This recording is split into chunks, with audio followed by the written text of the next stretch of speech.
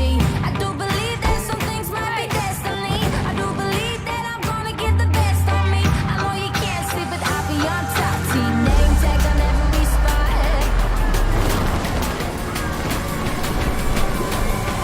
Going in, all in, everything on the line. Everyone wants to shine. I'm going in, all in. I got my crew up behind. We will die for the win. 1 time, all in. 2 times, we ain't gonna stop. 3 times, I'm loaded down and ready to hunt. It's all said and done, you better run. I'm a rebel, I'm a hunt, I'm a shooting star.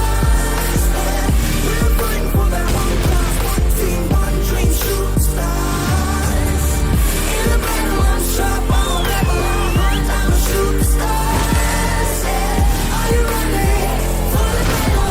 You know we don't stop. All eyes on me, I'm smelling danger.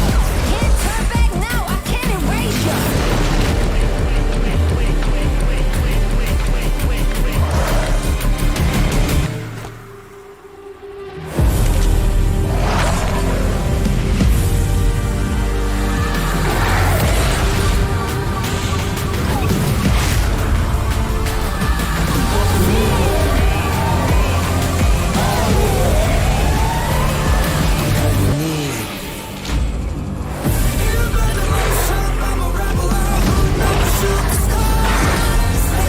We're fighting for that one cause, one team, one dream, shooting stars. Shooting stars. Are you ready for the battle? You know we don't stop.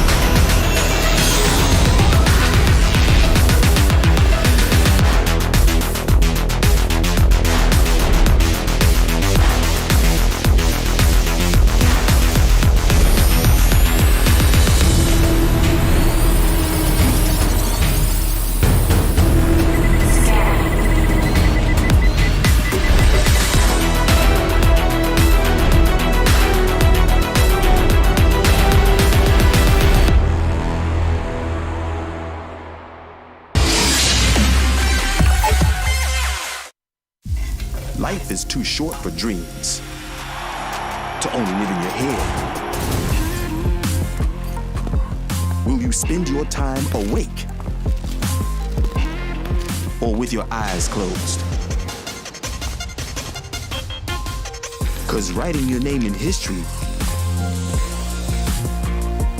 can be done in only one way: committing to your dreams, making them reality. Are you committed?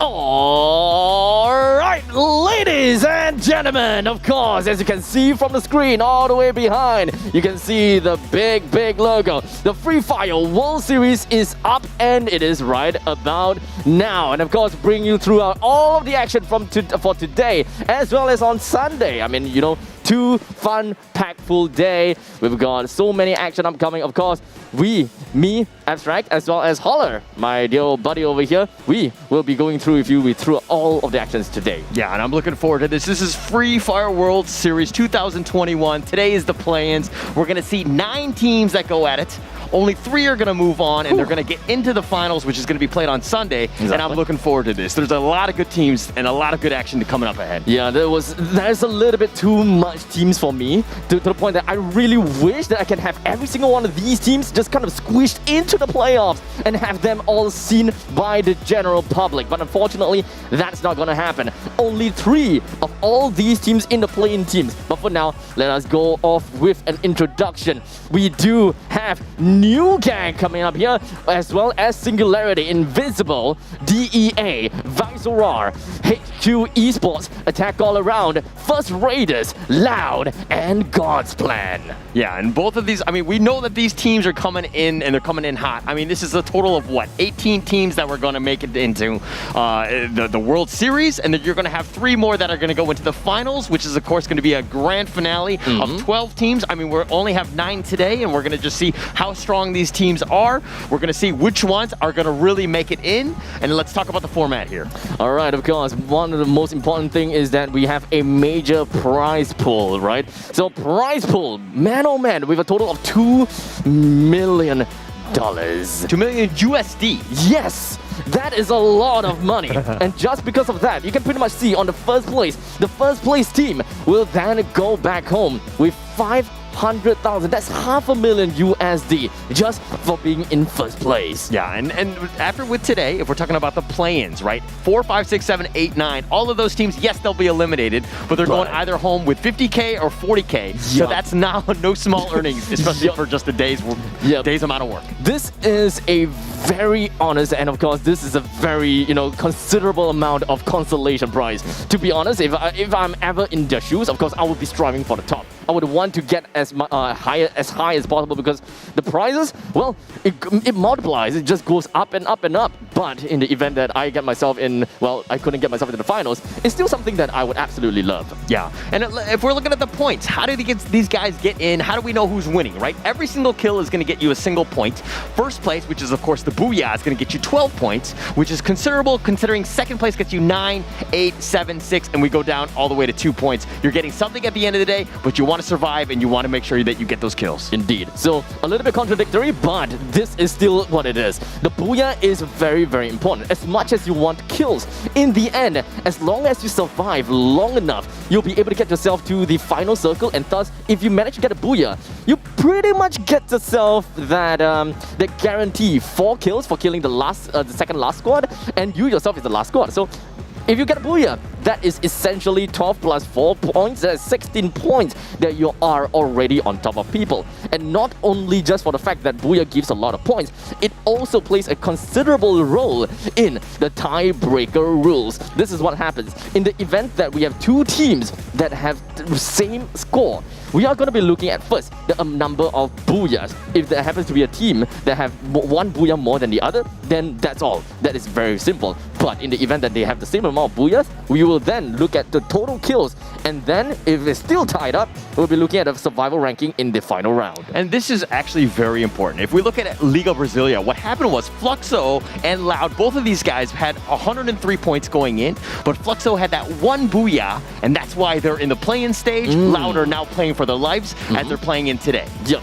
And of course, since we're talking about Fluxo and we are also talking about Loud, these teams, Loud especially, is definitely going to be one of everyone's favorites, right? So many of these teams that is out there, I will of course talk about them after we reveal the map that we are going to be playing today. And of course, match number 1 will be played in Bermuda. Match number 2 on to Kalahari. And of course, match number 3 will be on to Purgatory. And the cycle continues for match 4 to the match 6. Yeah, so we're going to see all of them. They're going to just kind of rotate around. I think there's going to be a lot of fireworks, especially early. Bermuda is definitely one of those maps that, a lot of kills are going to end up happening. So we're going to see that 1 and 4 to kind of start things off. That's going to really set the pace for tonight. And of course, you have the almighty Purgatory, and we're going to see exactly who comes out the winner with these things. Purgatory is one of my favorite maps. There's just a lot of action that goes on in this one. And then ending the night with Purgatory is going to be just nothing but fireworks. Indeed.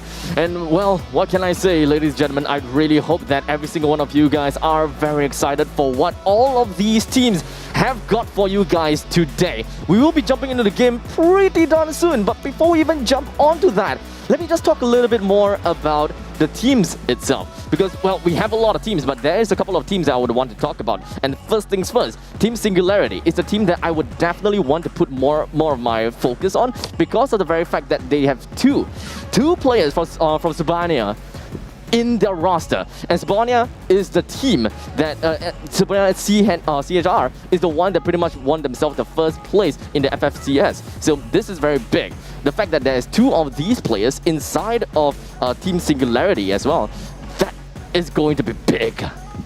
All right, well, you talk about you talk about Fluxor, you talk about all these other teams, but New Gank is one of those Singaporean teams. It's a homegrown team. It's really nice to see something like this. They have a married couple.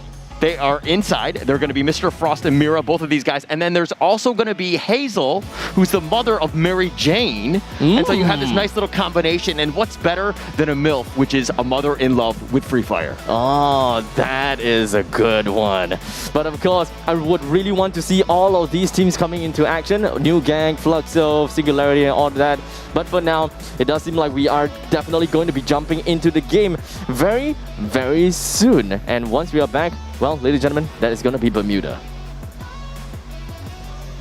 And of course, all right, so let's talk about one other team. Another one that I really liked was Indonesia, right? The fact that they're first raters. This is a team that they actually had to go onto national television and then figure out who's going to be on this team, and they secure them. It was kind of like American Idol in that sense, but it was for Free Fire. And they found this team. They started off a little rough, and they were kind of struggling to kind of get their consistency because these are pretty much just solo players. They're amazing players, but now they, it took a little time for them to gel, and then we see them now in the second place, so we're going to see first raters really pull it up. They were runner-ups in the FFIM by losing only by 2 points to a powerhouse of Evos Divine. So this is a team that's, we're going to see some definitely fireworks. Yep. Evos Divine is a team that we'll only see on Sunday, and that is going to be the playoffs, also known as the finals. But for now, I do want to put a lot of emphasis on these playing teams, right? So many big names, and we talked about New Gang as well.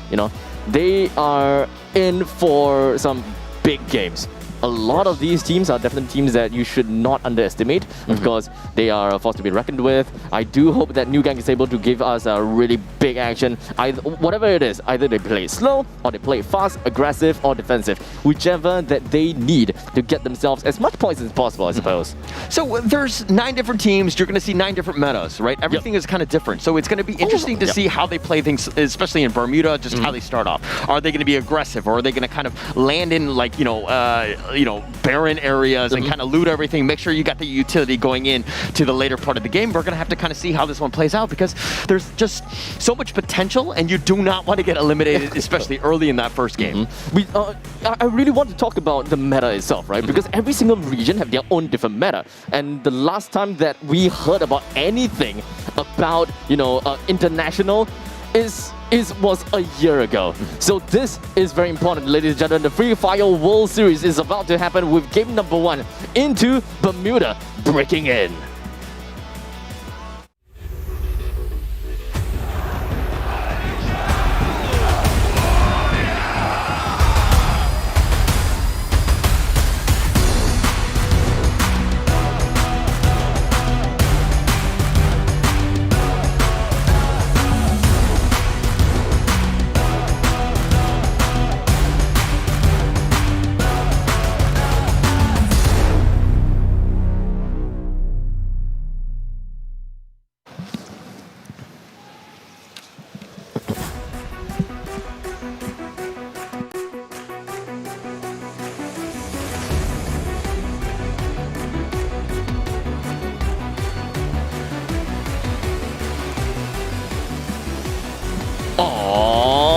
Here we go, game number 1 here in Bermuda. Before we even jump into anything else, let us analyze this flight path first. It is a straight line all the way from the eastern side to, of course, the western side, cutting through Cape Town, Kota to Bimasan Strip, as well as Observatory. So there really isn't much empty zones that I can expect. A lot of these teams will have a free access to every single part of this map.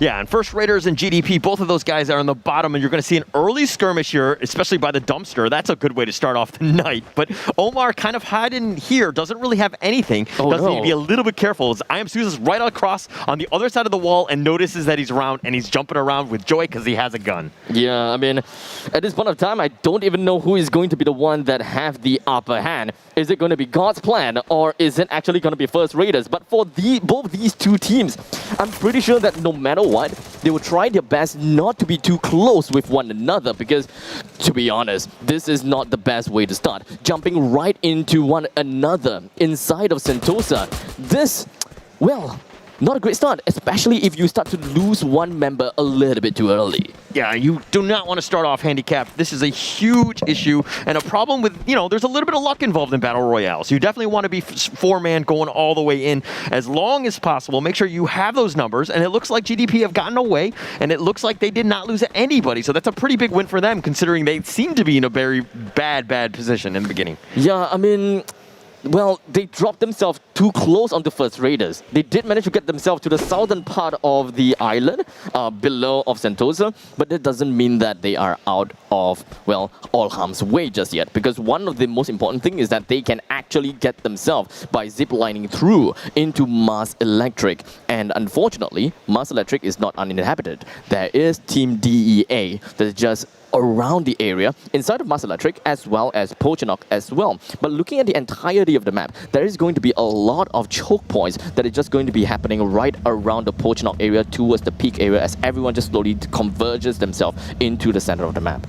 And I mean, First Raiders and GDP, they looked like there was going to be a potential skirmish, but they've completely backed off. Everybody is saying, hey, this is the first game of the play-ins. Let's take things a little slow. We don't need to be over-aggressive, especially going out. We do not want to lose anybody, especially early. So let's, take what we can, and then we will get to it, especially as this game proceeds. At this moment of time, it does seem like the zip lining action is going to be done by GDP. They are definitely going to get themselves a little bit too close to the side of DEA. But, I'm not all out for God's Plan doing that at all, because, well, DEA, they are split into half. Two members into Mars Electric.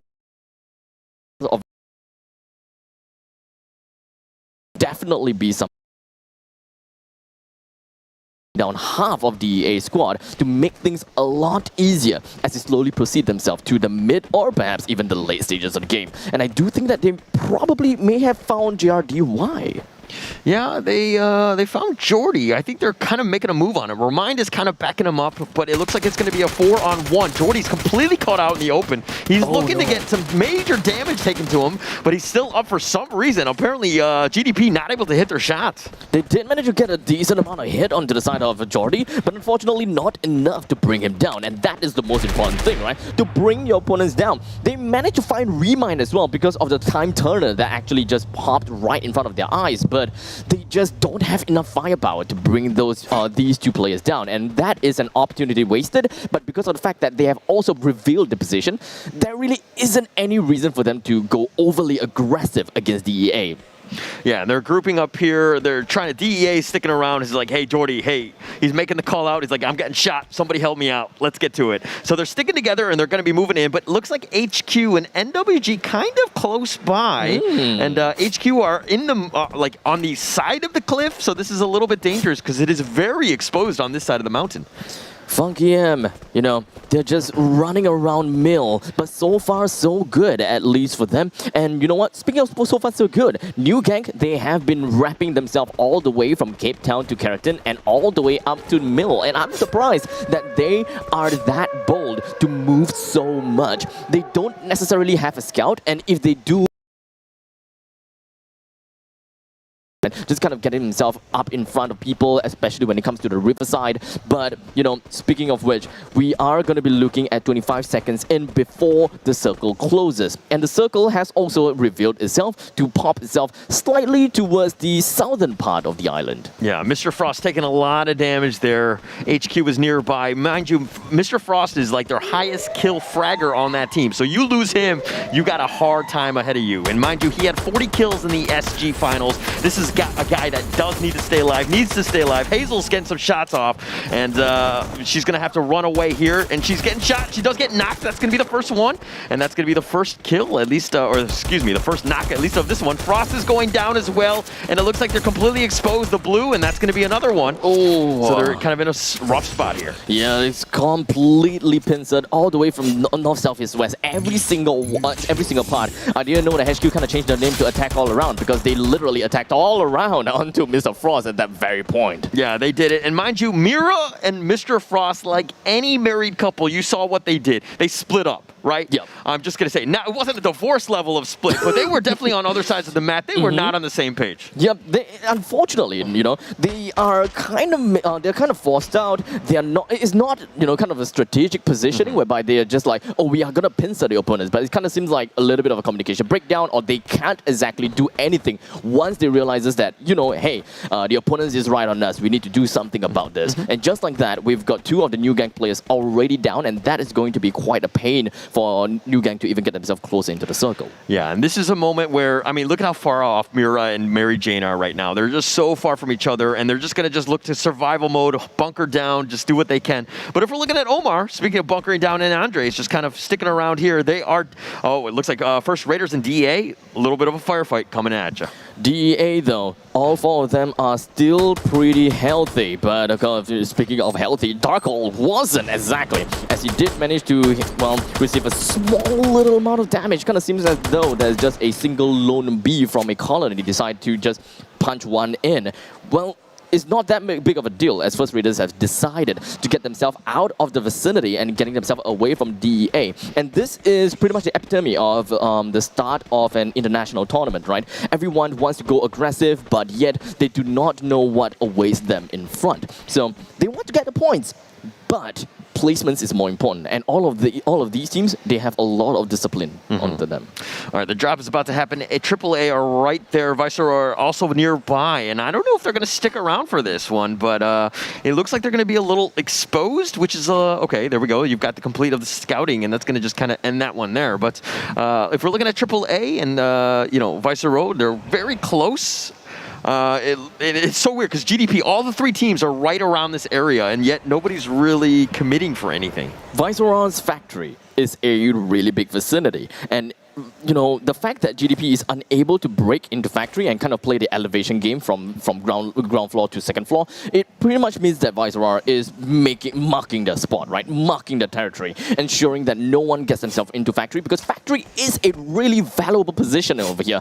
This is the only spot whereby you are able to see you're able to see all the way over the clock tower, or perhaps even the Polchinok, but most importantly, you are able to see at the top of that ridge that links over to Peak, as you can see from the map of Bermuda. So they have to be very careful not to give away the positioning of factory. They can hold their own, just keep themselves in there, but ensure that GDP don't get themselves any closer. They should also have a decent idea for the strategies as well as which teams are around where. So they should know that AAA is right around the northeastern side of them. They should also know that DEA is at the eastern side of them.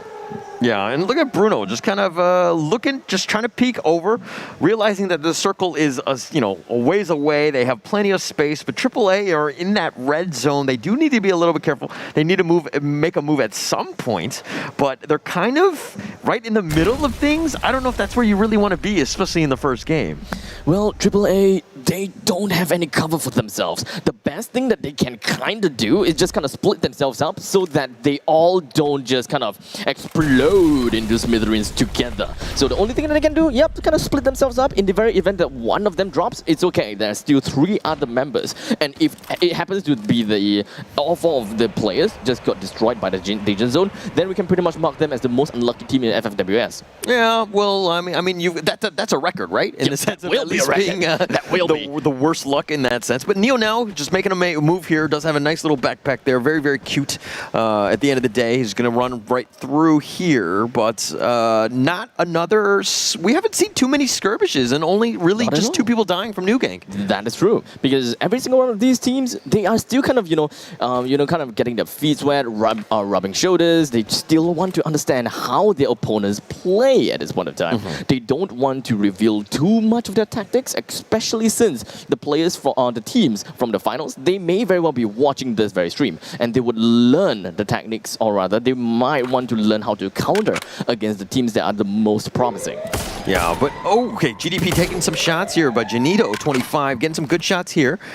Just going to use that factory wall and cover. But Viceroy, in the factory, you talked about just the importance of it and how big it is and just how difficult it is to just kind of to overtake it. Yep. It's also really tough to hold the place by itself, you know? Because if imagine you have to fight someone on a, literally just based on verticality. You can't exactly shoot someone straight downwards 90 degrees down. Like, you can't do that. So it's really tough once anyone gets themselves into the factory. But it does seem like GDP, they are not very confident in just breaking into the factory itself because they don't have enough information as to where the members from Viceroy is. They could be all the way on the second floor, could be on the third, could be on the roof, or perhaps even all of them gathered around on the ground level and waiting to unleash a firing squad onto whoever that dares go into factory. And you kind of briefly mentioned it in the sense that GDP are very patient, and I think that you need to do that, especially early. The circle, nobody's in danger of getting hurt right now. You don't need to be aggressive. You don't need to be running out in the open. It's just very, it's to your benefit to play as safe as possible at this point. Yeah, but the fact that they're hiding inside of the containers is not exactly my favorite thing. You only have a single exit. A single entrance, single exit. There is not much place for you to be at. And in the very event that we happen to see, the other members for DEA just coming in, going to the top of the ridge, they're going to see GDP. And all they gotta do is fire a single round of LMG onto the containers. And I'm pretty sure that one of them, at least one of them, would go down. So not the best place to be at. I would rather GDP to kind of take the long route out and try to get themselves in a more comfortable place, or perhaps just kind of bump all the way in onto Viceroy's factory. But they only have 3 members as Karma is eliminated after all. Yeah, and again, this is one of those things where you get, you lose a player. It's like losing an arm in a fight in that sense. And you don't have that. You don't have that power. So you need to be a little bit safer. You need to make sure that you're, playing within the game itself. You either go gatekeeper, you either just bunker down, but you don't really need to push it here. And DEA, very patient. We haven't even seen these guys move too much. I think their little companions have gotten more of a workout than those players themselves. So they've just kind of locked down, bunkered down, really not taken anything aggressive. Mark my words, the next circle is going to be chaotic. And this very fight between Loud and AAA is going to be the one that kind of sparked all chaos to go around, This thundering shot through the horizons from Loud over to AAA, everyone is going to know their positions. They are all definitely going to know that someone's going to be on the northern side. New Gang, they may make full use of this information to kind of evade or get behind them. It really depends on how they want to play. But for now, I guess the most important thing is Will, as he pops a glue wall right in front of the opponents, and of course just kind of nestle himself and kind of put himself in between a glue wall to ensure that he will be safe and A-okay. A lot of grenades being lobbed over the glue wall, just hoping that they will be able to get a single kill or 2. But unfortunately, Naziles gets himself a kill onto Puckguard, and Moskvin coming in from Singularity. They come in completely blindsided AAA, and AAA is going to be the first team to be eliminated out of nowhere. As Singularity, they literally just went into their opponent's time turner, like literally into their bubble, making them so uncomfortable that they have no other ways to run. Yeah, and they got completely pincer. I mean, AAA not really having much of a chance there. Loud, if there's anything that we've learned from these guys, is that they like to just stay in the shadows. They like to pick up as much utility as possible, and they just rain grenades on you. AAA had nowhere to go. They were trying to run away, try to get out of the grenade range, but Singularity was on the other end of that. So it was like this meat grinder of damned if you do, damned if you don't. You had nowhere to go, and it looks like there's going to be another fight here as Loud, Vinix goes down. That is going to be the chaos I'm going to be talking about, because Singularity, we have to keep our eye on them. Naziles, he's just going to be working his way through the trees and hoping to bring down the glue wall as fast as he can, but unfortunately the members from Loud, they have already dispersed. They are not behind that spot anymore, and in the meantime, the 8th place will then go over to New Gang as 2 of their members has been eliminated. But hold on, take a look at the screen. Umblat coming in from the side of first raiders, they're just going to be bumping right up onto this small little garage. They should be able to find 2 of the members coming from HQ Esports, and Tyson, he counts himself down. Artemis eliminated. Tyson is eliminated as well, and thus HQ Esports is going to be eliminated, and at 7th place. But moving on is going to be Vasorar. They get themselves with 2 easy kills on the side of GDP. And remember what I said about the containers? They shouldn't be in the containers because this is an easy kill for the side of Vasorar. And just like that, one other members from GDP, or rather 2 members from GDP is already dead. Omar is going to be the last man remaining. He had to find a way to get himself out of there, except for the fact that Papaz, which was also known as Franco, he is going to find himself a nice little snack as GDP is going to be eliminated at 6th place. Yeah, and Papa's jumping down like Batman there, making a play and making sure he does get that kill. But again, there's just so much action going on, lots of kills, and things are just happening left and right because this is why nobody was killed. And SCG is turning on that grenade, kills 3, coming with it, just an absolute monster of a grenade right there. Vasorar gets himself a little bit too close to DA, but hey, you know what? They could be able to do something over here. But you know, for Menaces as well as Crusher, they find themselves being blindsided by Loud because I think that they have too many angles to watch out for. Loud is really happy by the electrical towers with all of those sniper rifle shots soaring right through the air. Vasorar has brought up too much attention for themselves, and DEA, they're still pretty A-okay behind all of their glue walls. But the other side though, there is still a single member from First Raiders, which is probably gonna go down real soon. Yeah, I don't know if DEA, that position of the glue walls was great. The fact that they're like kind of putting themselves in a very bad spot. Loud is just making it rain from the high ground, just completely dominating. He's got 4, you know, the only team with 4 left. There's 2 players left from Visceral and DEA. How are they gonna do this? This is pretty much impossible over here because this is Papas going down, and that is going to be Visorar being pumped onto 2nd place. And Loud, Team Loud, a very convincing win with a menacing booyah!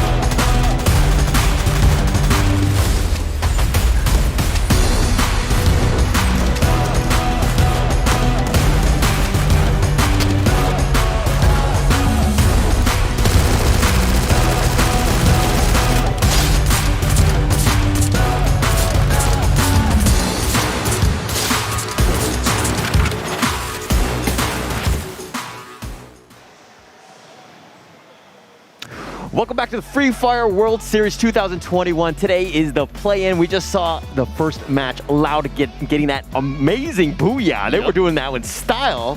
What were your thoughts? Yeah, I mean, before that, I mean, you know what, the other thing that's pretty loud, other than Loud themselves, is definitely our sponsors, ROG, because of them, we do have the ROG phones as well as the ROG headsets, which is, after all, the official gaming gear of the Free Fire World Series 2021. But back to the real Loud here. Loud, you know, as what did you think of that one? Well, the most important thing is that they had one very important thing, and Luke Skywalker would say that they had the high ground. That is true. They had the electrical tower all for themselves. And I think that that is going to be one of the most important things because it kind of shields them from one entire side. Yes. You know, it's one entire bearing that they don't have to care about. And anyone that's in front of them is definitely doomed. But, you know, it's not just the positioning of Loud themselves. they have been raining bullets and raining lead to every single team that they find, and that aggression is definitely not something that I was expecting.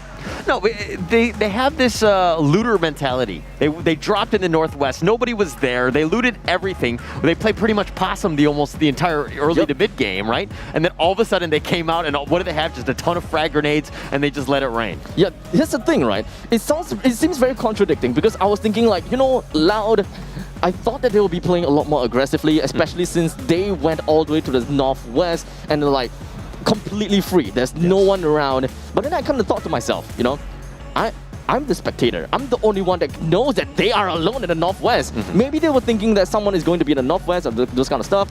But it is what it is. If they happen to land in an area that is completely secluded, then might as well make full use of the place. Loot up everywhere, get themselves the best gears, get themselves the drops, the flare gun, whatever that they need in order to find themselves in the best position possible to yoink themselves that booyah. Yeah. And like, look at the fact that like, you know, we saw 3 earlier kills, right? I think it was like the first 12 or so minutes before we started, is around there, right? And so just kind of moving into that, and then like all of a sudden, everybody was pretty much dying. And we're looking at the standings now, Loud with your 12 points, Visor are just with the 1 person, out surviving DEA with just 1 person at the time, but it's 9 and 8. And we're looking at going to be, you know, First Raiders coming up next, Singularity as well, and so on and so on. But Attack All Around being at the bottom, that's the biggest surprise, at least to me, in the first match. Indeed. I have no idea what has happened to Attack All Around. I guess that, you know, things just wasn't part of their plan, right? In fact, they wanted to attack the opponents all around, but as a matter of fact, they were, well, countered attacked all around by, I believe that it was Singularity. Yeah, Singularity, as well as it was DEA, if I remember correctly. Yes. So it was an unfortunate event coming in from AAA, because when it comes to Battle Royales, there are a lot of these spicy stuff that just kind of get stirred around inside of this big melting pot. There's a lot of skill, but yet there is also a lot of luck involved. Yes, of course. And New Gank lost to Mr. Frost. Speaking of a little bit of luck or bad luck at this point, they lost their #1 fragger. Attack All Around lost Hoisong very, very early as well. Their #1 fragger. Both of those team at the bottom because of that. You got to protect your guys. I don't know how you're going to do it. Maybe you play a little Operation Human Shield. You stand in front of the guy, but you got to keep those guys alive because those are the ones that are going to get you the kills. Yep. Otherwise, just kind of expand every single one of your glue walls just for that one person, because you would never know. One person can pretty much bring you to be the MVP, right? That one very person could be the MVP. Like Kaon over here. He's got a total of 8 kills. And if I were his teammates, if I know that I'm not a good shot today, I'm throwing every single one of my glue walls just to block him and ensure that he don't die. I mean, 8 kills is pretty crazy, especially for the first match. Like that is insane. Like that record, I don't know if, I'm pretty sure he's not going to be able to keep that pace. I don't want to jinx the guy. You'll never know. But 8 kills in one match is actually pretty insane, and the fact that their team was just letting him just kind of hoard those things, and then you're going to see the power of what he was able to do. Hit his shots, got to it, and then we're going to look at the kill board right here. I mean, Con, you talked about the fact that he got 8 kills. Vidix is going to be #2, and, tied with Papa with 2 kills apiece. You know, second and third place, I mean, it's pretty much a tie at this point. Yep. But that is a major lead. A total of 6 kills just for Con himself. This is kind of insane. If you think about it, you are putting him in the center of Bermuda, and you have 2 teams surrounding him, and essentially you win every single one of that 1v1 fights. Yeah. And that is the representation of what 8 kills mean. That means that you do not die, and you consecutively win players after players after players, of course with the help of your teammates after all, but the matter is that he got a total of 8 kills, and that is big enough. Like, you talk about the fact that, yes, he's able to solo this, but this is a team game, and Loud, if anything, if one guy is shooting at him, Count is just the better guy at getting the kill stealer, right? In the sense that he was able to go that. So, that said, let's take a quick little break, and we'll be right back with match 2 that's coming up right away.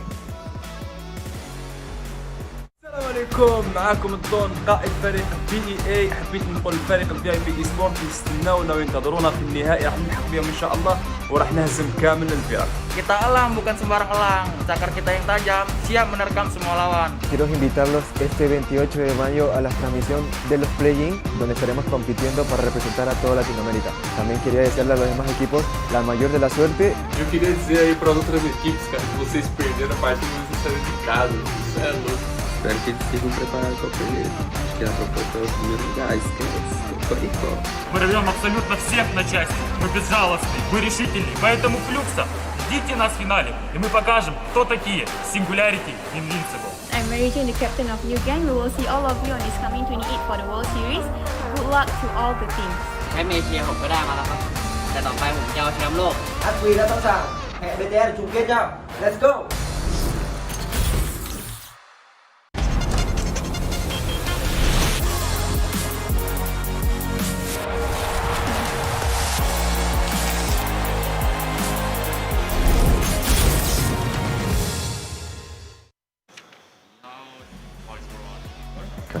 All right, ladies and gentlemen, this is it.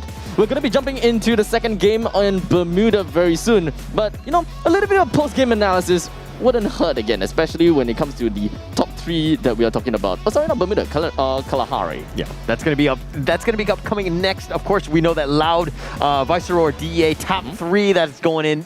At this point, I think they've marked a target on their back. These are the ones that you gotta find. Make sure you kill them because you need to take away that lead, especially with the number of kills that they got and the fact that there's I think 10 kills plus the Booyah, so you're looking at about 22 kills after just the first match. You gotta arrow these guys. You gotta find Loud. You gotta hunt them down. Loud currently have a total of 24 points. 24. And that is 11 points more than Viceroy already, if I remember correctly. Viceroy had a total of 13 points, somewhere around there. So we do have a lot of emphasis that we need to put on to Loud at this moment of time because, well, that's a lot of points, not gonna lie. And we need to start to see more of these elite squads just kind of popping off, a lot of kills being up and coming every now and here. So I do want to see the point of time whereby teams are starting to realize this, something in their head just kind of snap and they're like, you know what, we should focus on the kill feed. If we start to see and hear, anyone who kills or killed Loud, we need to get our way either there or out. Kind of snipe them out or just kind of avoid them. But I want to see some sniping action actually. True. Yeah, we're gonna see a lot more. Don't worry, the kills are gonna happen. That's just a matter of time. But one thing to note is that yes, Loud got that massive Booyah. Yes, they got a bunch of kills. But hey, in Liga Brasilia, just in their own region, in their own league, Corinthians came out with the first two Booyahs to start off their finals. Right? And the fact that they didn't even make it into the top two says a lot about how competitive that team is. And Free Fire is part of those things. It's just one match. You just got to shake it off. You're not dead. You got to continue to fight in and just play even stronger match 2 and beyond. There's still so much curveballs that can be thrown right at us. And I quote back to, I believe that it was MCP. We saw GeekFam, which is going to be playing in the finals, by the way. We saw GeekFam, they weren't doing that good or that well at all in the earlier part of the series. And people were just like, what's going on, GeekFam? They are like at the bottom half of the leaderboards. Like, what's going on? And then we come into week 3 and week 4. Yeah. Go on. They just absolutely destroyed the competition. And even if they were to miss 1 week, they would still not lose their first place. It's that kind of situation, So Free Fire, lots of curveballs.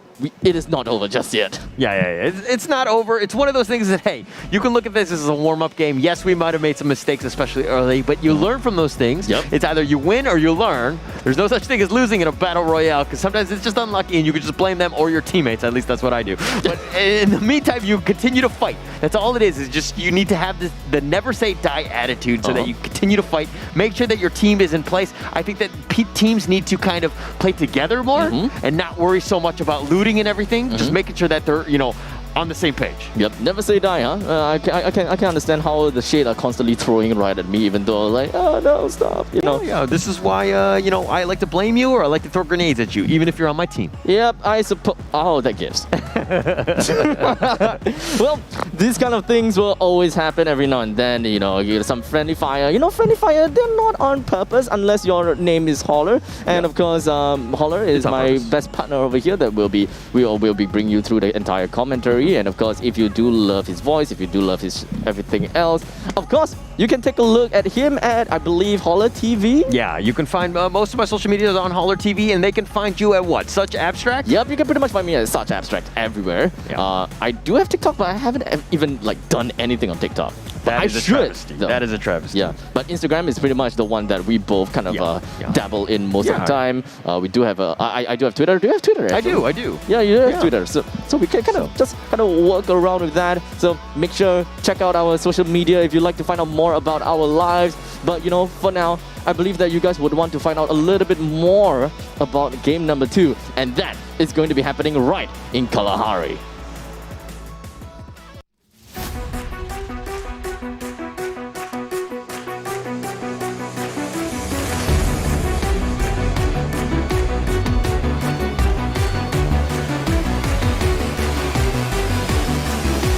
Yeah, awesome. All right, we're rotating in. The plane is coming down a little bit differently from last time, right? And the fact that it's going south is very different, but if we're looking at the same play of what Loud is doing, is going to be staking up top. They are going to be in the north inside. They do this almost every single time. I wonder when other teams are going to start to, get privy to this and start to change up their strategy. Maybe they force the issue when Loud are kind of weaker in the sense that they're not as, well equipped, so to speak. Yeah, I mean, I have always been preaching this. When it is at the start of the game, especially since we are talking about Kalahari, this is the point in time that you would want to go aggressive. If you find yourself in a place whereby you can fight other people, or rather you are close to another team, you would want to get yourself closer and try to bring the opponents out, because the chances of you being third party, also known as being vouchered out, is very low. So the chances of you fighting the other team, and in the event that you win, you pretty much have control and dominance over that very place, and no one else will come and steal it away, or rather kill off the remaining weaker stragglers.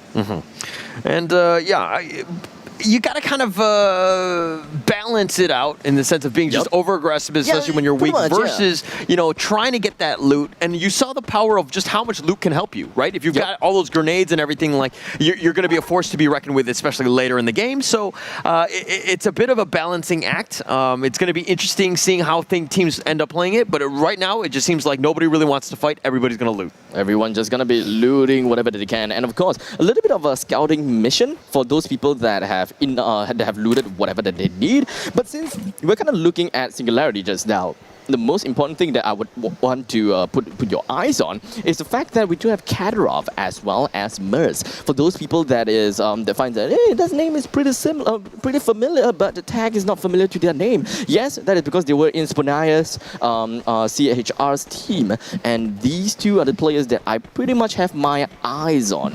I want to ensure and of course have my eyes on them to see if whether they are definitely going to be a league of their own by themselves. But Nazar's, well, what can I say?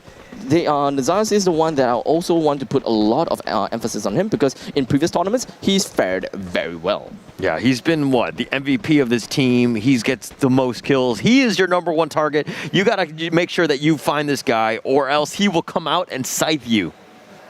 Oh, damn. That is one thing that you do not want to have. The giant scythe that he's carrying around on his back. Ouch! Imagine that happening to you in an international tournament. I really don't want to see that happening. But in the meantime, we are currently 3 minutes and 20 seconds into the game. We still have 1 minute and 30 seconds before the circle even shrinks. And of course, with the circle exposing itself, it is going to be at the northwestern side of the map, and is going to be covering a lot of places except for Council Hall, Confinement, Santa Catarina, as well as Stone Ridge, and maybe half of the Sub and half of the Mammoth. But everywhere else in the center is pretty much covered. And whoever is going to put themselves into Refinery, that of course, is going to be the best place possible, but you can pretty much be expecting that there will be a high amount of traffic heading towards Refinery. Yeah, people are starting to make their way to the middle. You see GDP, SNG, and First Raiders, they've already landed there, but everybody wants the middle area. Yep. HQ is even making their way in. Refinery is going to be a hot spot. We're going to see a lot of action, and it's going to happen very, very soon. It's great high ground after all. Everyone wants to get a piece of that pie, but in the end, this pie is going to be snatched out by everyone else, and is going to be left with a mess. And speaking of mess, it does seem like we do have Singularity that has gotten themselves with the highest point in the map, and right now they are on to this telecommunication tower, and they do have a really good eye over Refinery. So it is going to put themselves onto the radars of the opponents, but of course, everyone is going to be in the radars of whoever is at the top of this tower as well. Yeah, I mean, the best part about, being in the high ground is the fact that you can just look down upon people. I just like that. Oh, I see. So that's kind of the thing that you do. Yeah. I mean, it kind of makes sense, I can't do that because I'm short enough as it is. So No, but if you get just elevated, like if you stand on the chair, then you're taller than everyone. You just look down upon people, right? That works, that kind of works. But you know what doesn't work? Merce and the Siles. It does seem like Singularity is the one team that is unfortunate because they have been knocked down by the red zone while we were busy talking about looking down on one another, like me and Horror herself. But, Singularity, this is not the best way to go. I really hope that they are able to get themselves picked up, but they're pretty far away from the main body of Refinery. And that is where GDP as well as First Raider is at. But speaking of First Raider, they are split into two. We do have I Am Souza that is all alone at the northern side of Refinery, but unfortunately for HQ, they have already scouted out where are the main body of First Raiders. And thus, GDP, they got a good idea of that, and they have gotten themselves at the top of Refinery. You talked about third-partying earlier, but you look at Loud, and these guys are just waiting to pounce. They want to not just third-party, they're probably looking at the fifth party at this point, because there are just so many teams here. First Raiders going in against GDP. There's getting a little bit of a firefight action. Andres with a nice little shot onto I Am Souza there, getting first blood. That is going to be the first member eliminated, but it doesn't mean that, First Raiders is out of the game just yet. God's Plan, they definitely have some plans that's just kind of hidden inside of their sleeves. They do have an ace, I would assume, but they are definitely not going to be exposing that ace anytime soon, because this is only second game. We have a total of 6 games to go, and thus 4 games left for them to do something about a score, and of course try to aim for the top 3.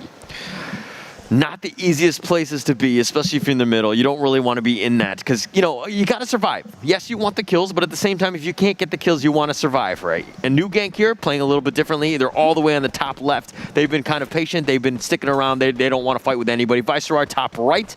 AAA all around, making their way literally all around this place as they go in the entire eastern side of the map. So yeah, it does seem like Attack All Around, they would want to play around the extremities of the current circle. So instead of playing in the center, like many of these teams is trying to do, Attack All Around, they will want to play in the extremities and perhaps even take and absorb some of that storm damage. If they were to go up north in this counterclockwise direction even more, then they are definitely going to be bumping onto Vice Aurora. But so, well, if they are able to beat Vice Aurora out, that pretty much means that Vice Aurora is not going to get any points for round number 2, and that is going to be a big blow to their score. Yeah, they're going really deep. They're sticking into the storm. They don't care about the damage or whatever. Are you okay? Do you play like this in terms of like the gatekeeping style, like all the way in the end? Nah, not really. I play more of the center, the center part of the circle. Only when it comes to like first and second and third of the third circle. Fourth, fifth, and sixth circle, I typically like to play in the extremities as well. Can you imagine yourself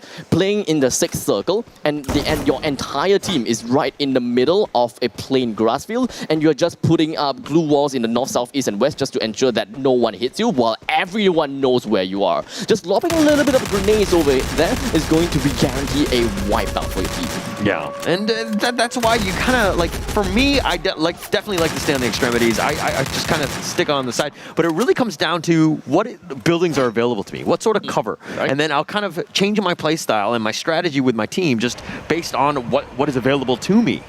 Oh, hold on a second. Take a look at this. Singularity, they're getting themselves closer, and I see a ragdolled crate all the way from the top part of the ridge, but it's pretty much okay. We've got Woodpecker, we've got Icebound, we've got Ice Gun, we've got a Graza, but unfortunately, no grenade launcher.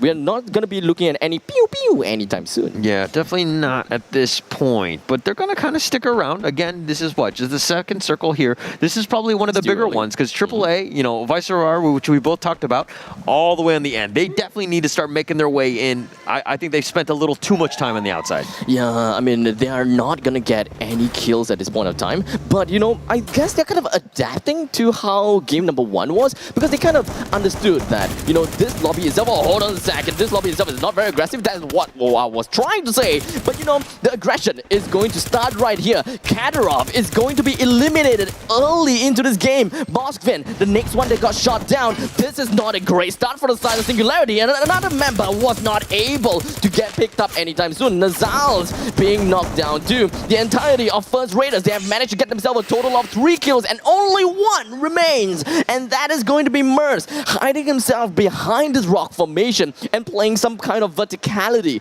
against First Raiders. He needs to get himself out of there, because if he do not, then that is going to be an 8th place, or rather, a 9th place Singularity. That was a really nice ambush. They just completely jumped on and they were just ziplining. They were just making sure that they got there. You know, SNG were just completely caught off guard right there. And First Raiders, you know, sometimes it pays to be the aggressor, and they really paid off on that one. It really do. And having 3 kills to the side of First Raiders' names, they are definitely gonna be very contented and very happy. But for now, AAA, they kind of bumped against, you know, Viceroy. None of these members were knocked down, so they don't exactly have any information as to who these members are, who these teams are. I'm not too sure if Viceroy actually saw AAA, but the other side, AAA, they definitely saw Viceroy. All right, look at the circle is starting to come. Viceroy, Crusher right there, just taking a swim in the river. I think you need to get on your feet and just, okay, now he's starting to run and just get back into it because he's got a long way to go. AAA, look at how far they are. They're going to have to zip line and make their way in, and it looks like they're going to just try to jump into Loud, which is probably not where AAA thought they were going to go.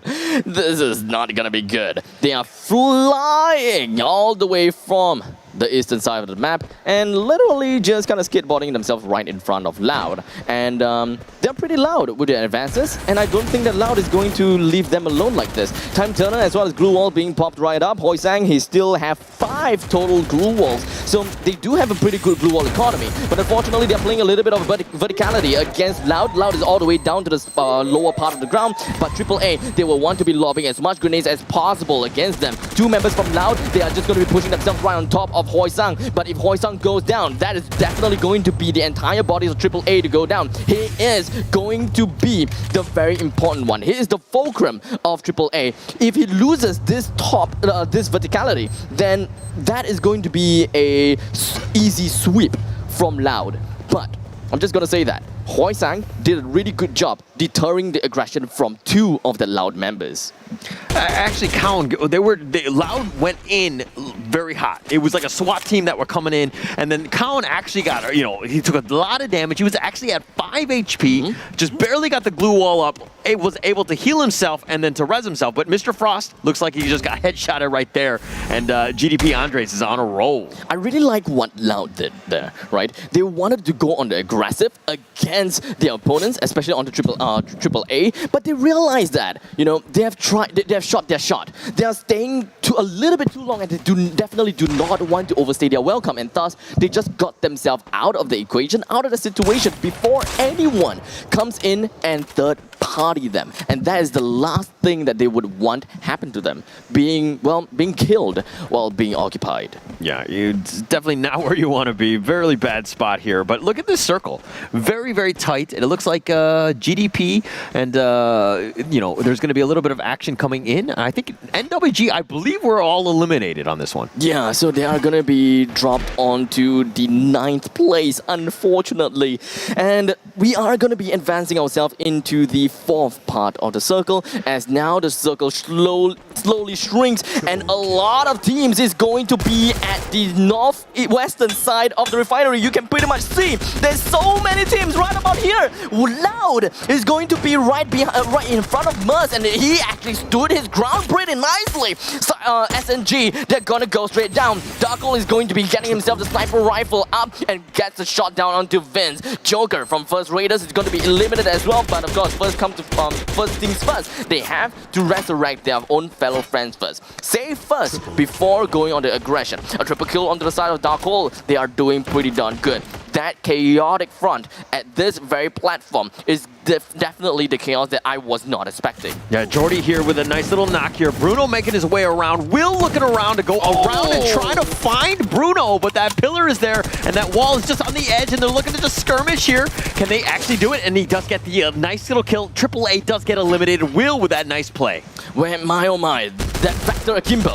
That is what I'm talking about, right? As long as you're able to get your shots down on the opponent, the Vector Akimbo trumps over any single gun out there. The amount of time to kill is way too low for you to, kind of miss any single one of these shots. But in the meantime, quadra kill coming in from Omblock, and that is going to be big for them. HQ, they're going to be at the bottom of this very said platform where the chaos all ensued. But unfortunately, they are not alone. DA comes right in. Loud on the other side. They didn't manage to get the entirety of that First Raiders, but Omar came right in, killed the last member coming from Will. First Raiders is currently being eliminated on block. He is the one and the only member left from First Raiders, and thus that is going to be end of this. HQ, Tyson, as well as Neo now is going to be the two members left coming from HQ Esports, and we still have 5 members other than the 2 of them that is still alive. Don't forget, we have a single member from God's Plan. We have 3 members from HQ, 3 members from DEA as well. Everyone is just way too close to one another. Neo now gets a really nice knockdown, or rather elimination onto Hard Crew,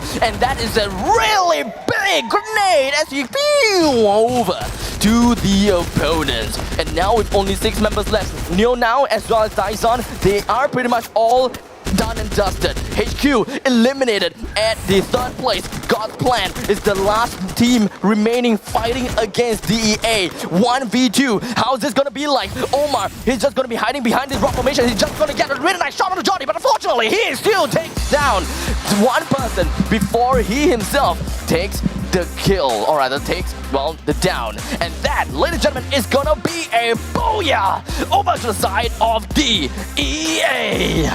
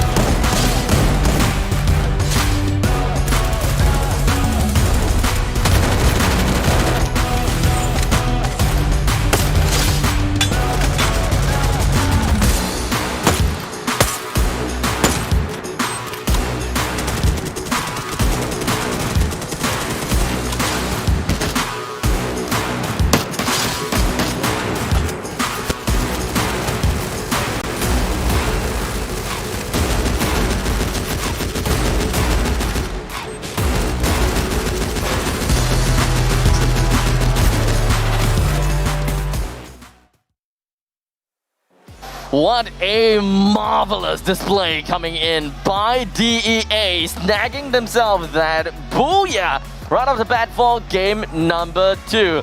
Thank you so much to ROG Phone as well as ROG headsets, as they are gonna. ROG is after all the official gaming gear of the Free Fire World Series 2021. What do you think of the whatever DEA has done so far? Actually, I want to talk more about GDP Omar, because what happened was DEA and HQ were going into that firefight. It was a 3-on-3 firefight going in the action, and GDP Omar was just like third party. He was staying all the way in the back, just surviving. He was like, I'll take whoever's left. And at the end of the day, it was 2 members of DEA, unfortunately not able to get the end kill in the end.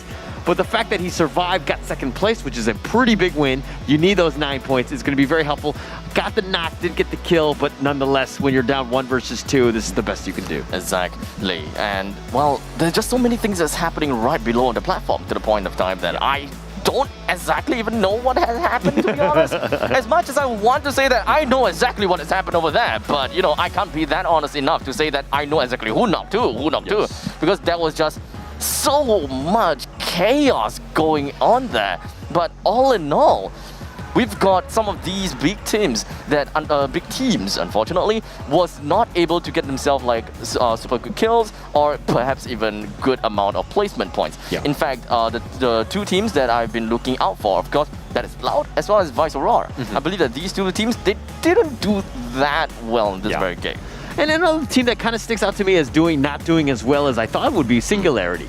Right? I feel like they've been getting eliminated early. I don't know what it is. They've just been arrowed in. They've been getting picked off, whatever. They have not made an impact in today's play-in day.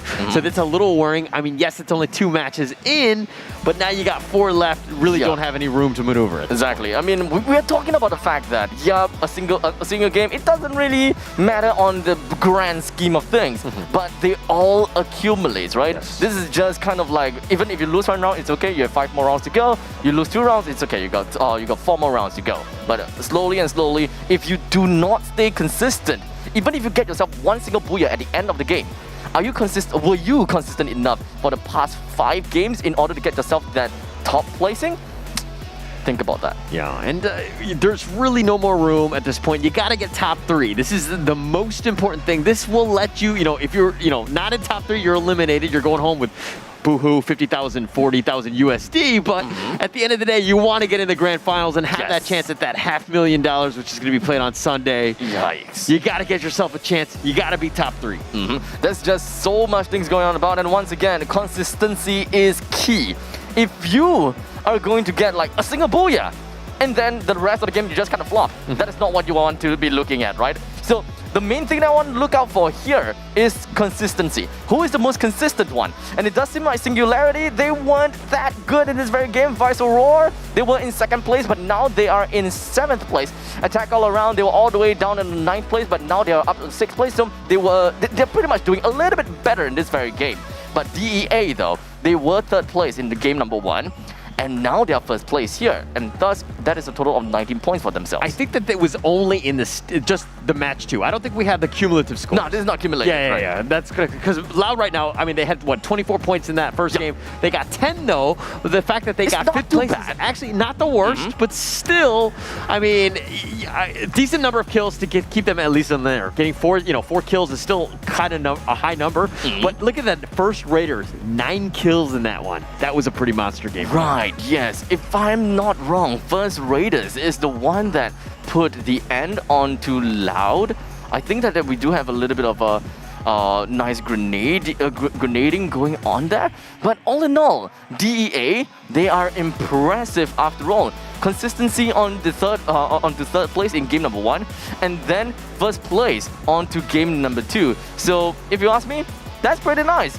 And all in all, this is the final standings as it is right now. 2 games in, Loud is the one that is still at the top with a total of 34 points. We've got DEA currently with 31 points, and of course, First Raiders with 27 points at 3rd place. Yeah, and look at this. Anybody, yes, the fact that you have, the 34 points, 31, 27, top 3 right there, but 18, 18, 16. That's your 4th, 5th, and 6th. HQ Esports are definitely within striking distance of at least that third place. This is not over. Do not go anywhere, especially tonight. We're going to see those guys definitely fight back and be more aggressive. Make sure they get those kills because they've got a long way and they do not want to go home. Yep, point lead, not that big of a difference for now, or rather it's not that big. But for first place all the way down to 9th and even 8th place, one thing I'm really surprised is Attack All Around, right? Even though, I did my homework, Attack All Around doesn't really have a lot of information on them, but, they are a very established team. So I do want to give them the benefit of doubt. But for now, the main guy that we're going to be looking out for is, of course, going to be Jordy.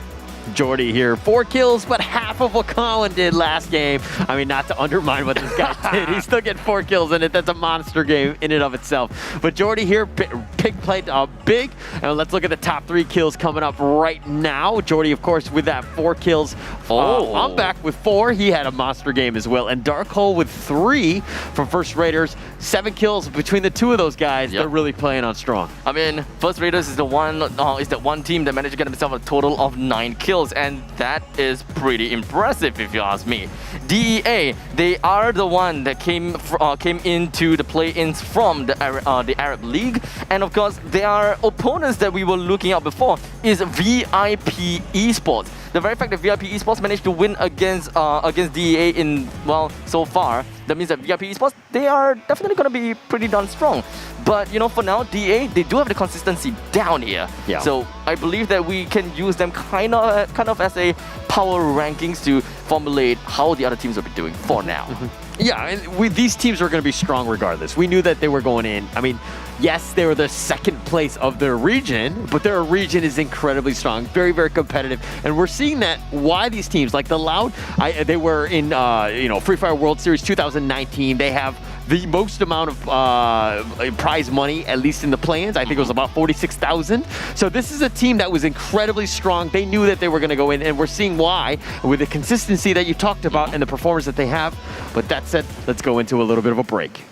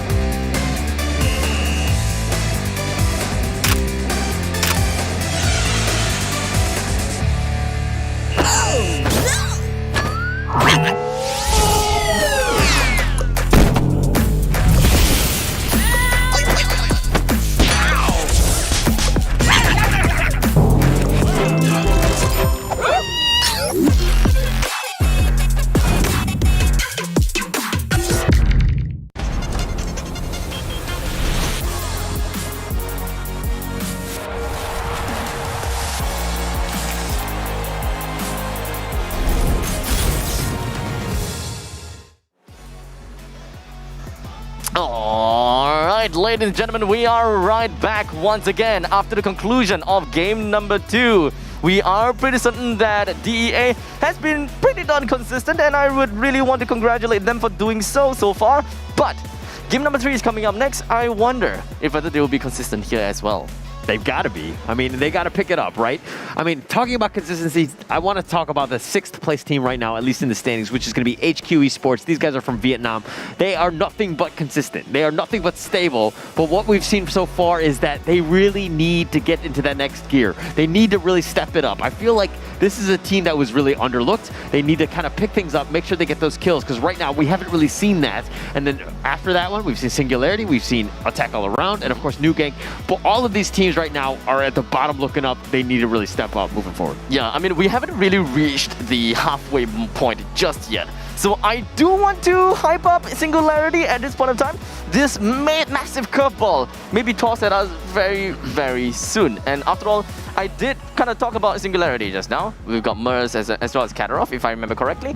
And they are pretty darn scary. And I do want to see them just kind of start banging up on the people if they have a car and just kind of drive over everyone else. But the most important thing, I do want to see the grenade launchers, because so far, all these games, we haven't seen like a very small circle just yet, and the power of the grenade launcher being out of the holster. Actually, that's like the first game I think was the most passive of the two. I mean, we've only played 2 games or whatever. The second one, I mean, it might have been just the fact that like everybody was centralized and there was just so much action going in, but it really didn't have that breather, that time where we get to the 7th circle or whatever. Right. Like we didn't really have that. Like things are just going to happen very, very quickly. So, you know, things are going to start to pick up. I think that in Purgatory Day, in the 3rd match, things might be a little bit more aggressive, I'm hoping, because it's definitely more fun to watch when you're seeing the action happen. Yeah, so there's so many things that's going on about. I believe that, I really hope that every single one of you guys that's at home, you guys have been enjoying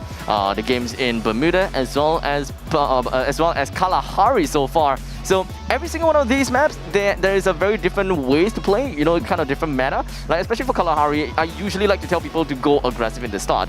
And as for Purgatory, I would tell them to go even more aggressive because the map is huge. Yes. We're looking at 3 different archipelago right around Purgatory. You can look at the southern side. You can pretty much be looking at the western side as well. There's just so many places to be running around. But once you get yourself to the center part of the map, it's just plain fields over and over again, and that is the only reason why I hate Purgatory, because there really isn't a lot of landmark in the center of, well, Purgatory itself. Yeah. I mean, that's why it's called Purgatory, right? You have that open area, things that are going on. You don't know if you're going heaven or hell at the end of the day, but you got to be very, very careful with how you proceed here. This is a massive game, right? If you're on the bottom, now is the time to make your move. If you do not, you don't have any more room, right? Yep. We're going to get into the halfway point at this point, and if you're like, 30 plus points, I don't think you really have a chance, and that's going to be in a bad spot for a lot of the teams on the bottom. So I gotta keep my eye out on them. I gotta keep my eye on every single one of these teams, man. Well, so far, do you have any favorites so far? I'm just gonna put it out there. I'm gonna put you on the spot. Like, no. I like Loud. Going in, I think the Brazilian teams are the best. Right. The reason being is that they have the most competitive meta. They've been playing a lot of the leagues, and like even the grand finals was just everything about it was fire, right? Everything was amazing. The action, and you're seeing the the MVP Nobru. We see this guy. We're gonna see him on Sunday. Like this guy is an absolute monster in this game. You talked to me about Nobru before. Yes, he's a very good player, and I don't want to hype him up too much, but he's kind of like almost like the faker of this game, right? He is very, very good. I think that I'm not going on a ledge when I say that he's probably one of the best players in this tournament, in the Free Fire World Series, but. This is somebody that people really need to watch out for, right? And, this is where the team element is more important than the individual play, hopefully. Right. Because if you can find the right plays and then maybe you can kind of get them, the right angles and the pickoffs and you attack all around, maybe you can kill him. Yeah, I mean, one thing's for sure. We do have a really big Nobru's fanboy right over here. So whenever, I'm not even ashamed. I'm not even ashamed of it. Whenever we have the chance, right? Whenever we have the chance, we're just going to get him right on the stage and like, hey, Nobru, this is a fanboy. Sign on his back. I'll be like, oh, Nobru. I would love to see that. Not gonna lie, I really want to see that. You want to see it? It's gonna happen on Sunday. Oh yeah. When he pulls up the Grand Champion and the MVP award, I'm calling it now. Here we go. Don't let me down. That's a bold statement. We haven't even entered onto Sunday just yet. I don't even know. Boom. Yeah, but we haven't even done bold statements. Okay, I said Loud going in. Right. Who did you like, though? I've been sticking onto this one team for the longest time ever. Singularity? Yeah, okay. All No, right. not That's why Singularity. they're down there. Okay. Oh, The wow. end. All right. Wow. No, okay, fine. Go. All right, fine. Who do you think has a chance? Viceroy. Yeah, I've been hyping them up for a very, very long time. And if they happen to exceed the expectations of what I have for this game, or maybe if they start to kind of climb themselves up to the rank, I'll talk to you guys a little bit more about Viceroy's history. At least, well, when I can say history, is like less than 6 months. But, well, it is very impressive, and I would really want to flaunt my power rankings at this point of time. So, well, as it is, we're gonna be jumping into Purgatory. Game number 3 in a short bit. Oh?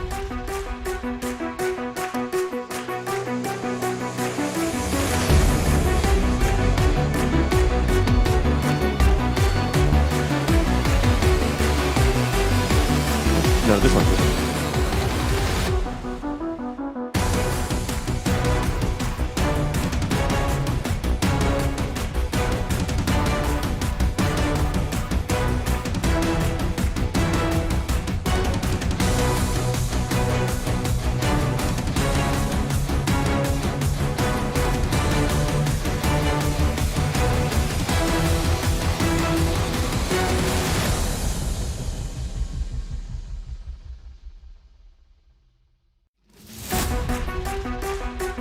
Getting some loot, and we're gonna see how they go in. But new gank, very, very close. Definitely need to be careful. They might be stuck in with Viceroy nearby. Here's the thing. One thing that I did not expect is the very fact that, well, we have 3 teams that have decided to head their way over to the Western Archipelago, and only 1 team had decided to head themselves to the, well, Southern Island. Because here's the thing. Central, Fire Brigade, as well as Lumber Mill is the 3 places that I always hype up for. It's the best place to drop. It's literally the best place to drop them and the best place to go. And then you can slowly make your way over to the golf course, or perhaps even to Brasilia. But due to how this map is, and due to how the players are jumping right in, I am going to be expecting that there is going to be a massive, massive traffic and choke area right within Brasilia. And perhaps even, well, right at where DEA is standing on right now.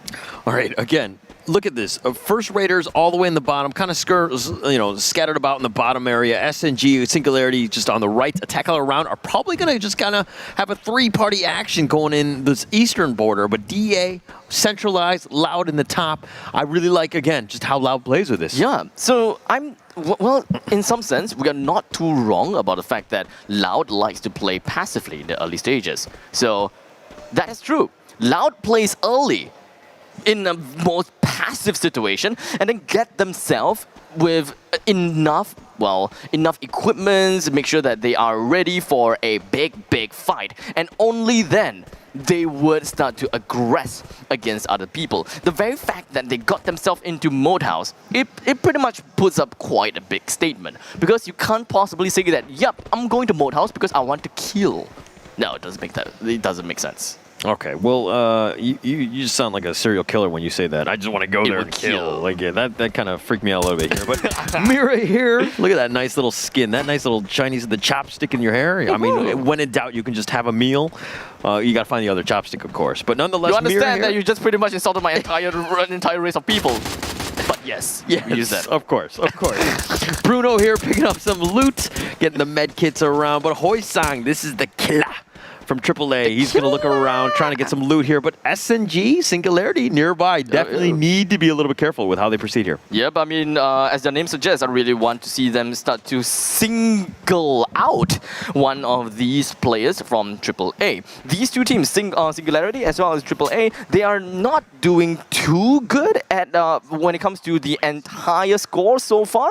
And of course, when it comes to the entire score itself, I believe that we are pretty much going to be looking at a massive amount of points from Singularity at 11, and Attack All Around with a total of 8. So I do want to see some really big fights going on here with Bruno starting up the big fight onto Merce. And Merce, man, oh man, I'm looking out for him. Kadyrov, please don't die. You are the other member coming in from Somalia. And yes, he managed to get himself that nice kill on the Pook God. But AAA, they are definitely not going to let him him slide. Oh!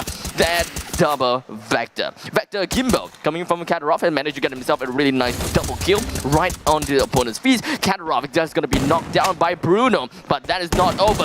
Mothman gets himself in the middle of the fields, gets a really nice shot down onto Bruno, and the last member left is going to be Caramel. He's all the way at the top of this mountain, and the only thing that disconnects these two players is going to be, well, these containers. And the Zayas, he's around the corner as well. He managed to pick up Katarov, and this pretty much means that it is, well, a death sentence over to the side of AAA. Bruno down, Hoysang down, New Game completely eliminated already. Wait, really? Just completely out of this one already. Katarov is just turning it up. He's getting some kills here. He's doing a good job with that. HQ making their way around though, but you know, look at this. While all of this action is going on, again, AAA Carmel all by herself. Oh, by himself, excuse me. GDP, Ninja, First Raiders kind of nearby. Again, Viceroy HQ completely on the wings. This map, you talked about the size of it and just how difficult it is to get anything going, but these teams are kind of close, at least in the southwest corner. Yeah, I mean, once we are looking at this second circle onwards, we're definitely going to be looking at a circle that's just going to be wrapping around Brasilia, fields, and campsite, or perhaps even in the center of all of these. And the only thing that's in between of all this is barren wasteland. You don't have much buildings to work with. The only thing that you have is roads, ridges, small little buildings, and that's pretty much all. You don't see anything like massive buildings, you don't have ski lodges, you don't have giant containers. No, all you have is trees, trees, and trees. Well, you don't like trees? Is that what you're saying? No, I kind of like trees. I like trees. I'm just saying. They help me breathe. You're like saying that there's nothing but trees. It's like, hey, well, have you stepped outside ever? You know, like there's a lot of trees everywhere. They help to be you out. honest, Okay, go outside, gamer, huh?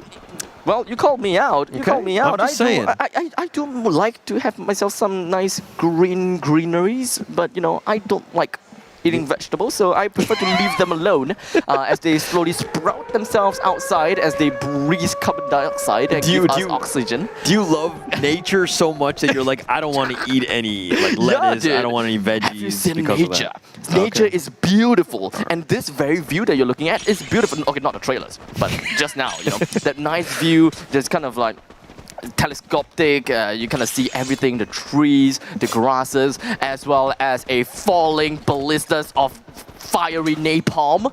Yeah, that's pretty nice to me.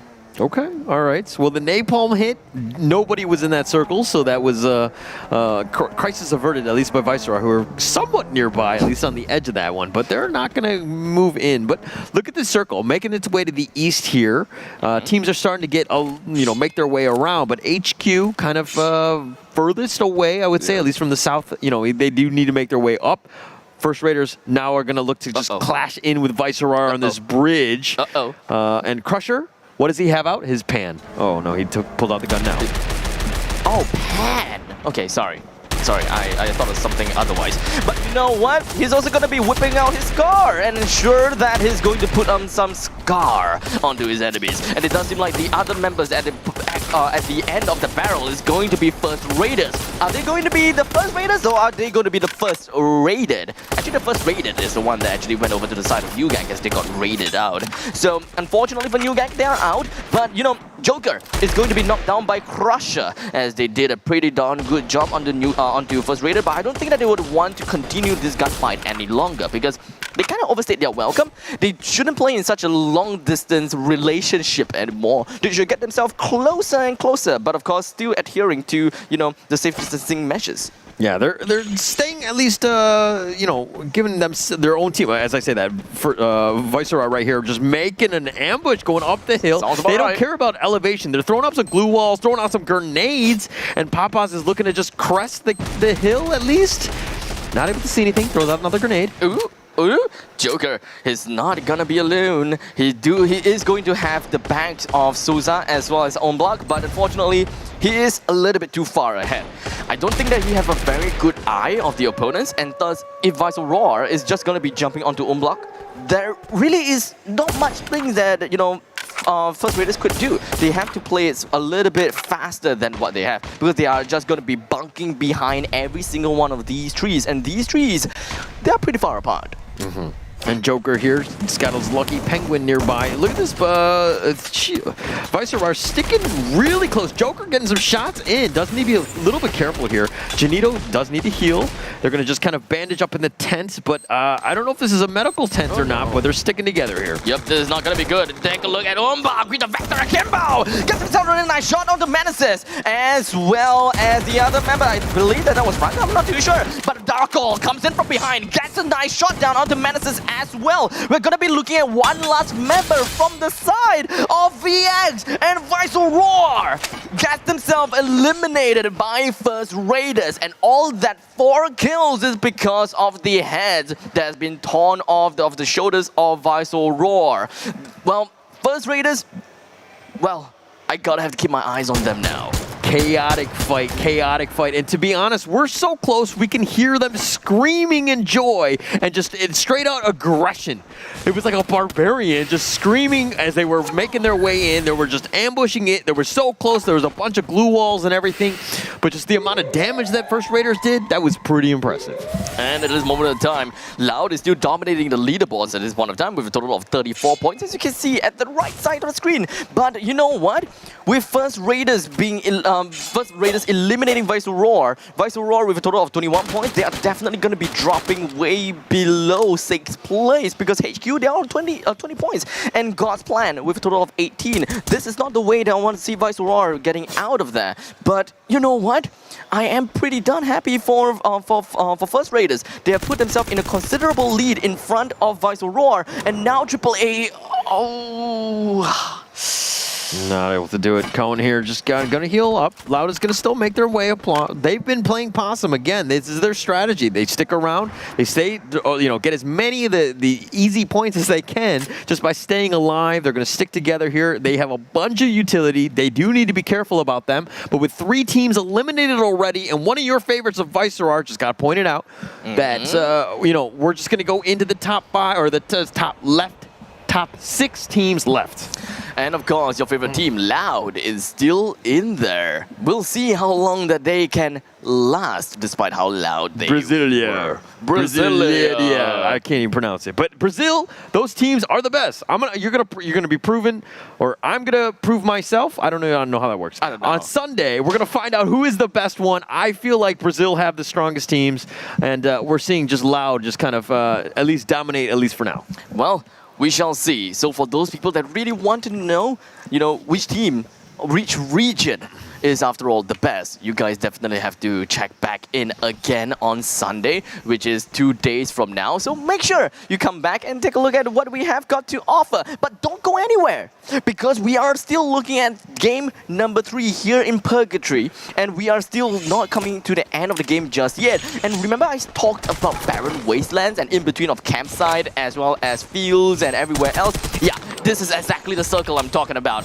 You have nothing to work on except for trees. When you take a look at this, the only thing that you're going to be using for is going to be Time Turner, and DEA have 3% down. Jordy is going to be the last man remaining, but he definitely wants to get himself out of there. But really good glue wall, manages to get himself, safe from that grenade launcher. And that, I jinxed it.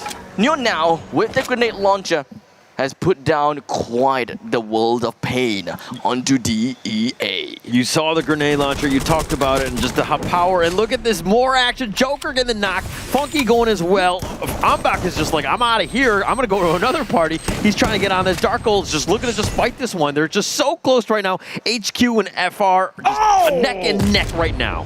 This is it! That is gonna be 2 knockdowns coming from Neo now because of the grenade launcher. We may be gonna be looking at more, and Thyson is just gonna be using a little bit of quick swaps when it comes to the double sniper rifle over here. Umbach, he do have the size at the back of his at his back. I really want to see a little bit of slicing action coming in from him. But for now, I do want to put some attention over to the side of HQ with a total of 9 kills to their name.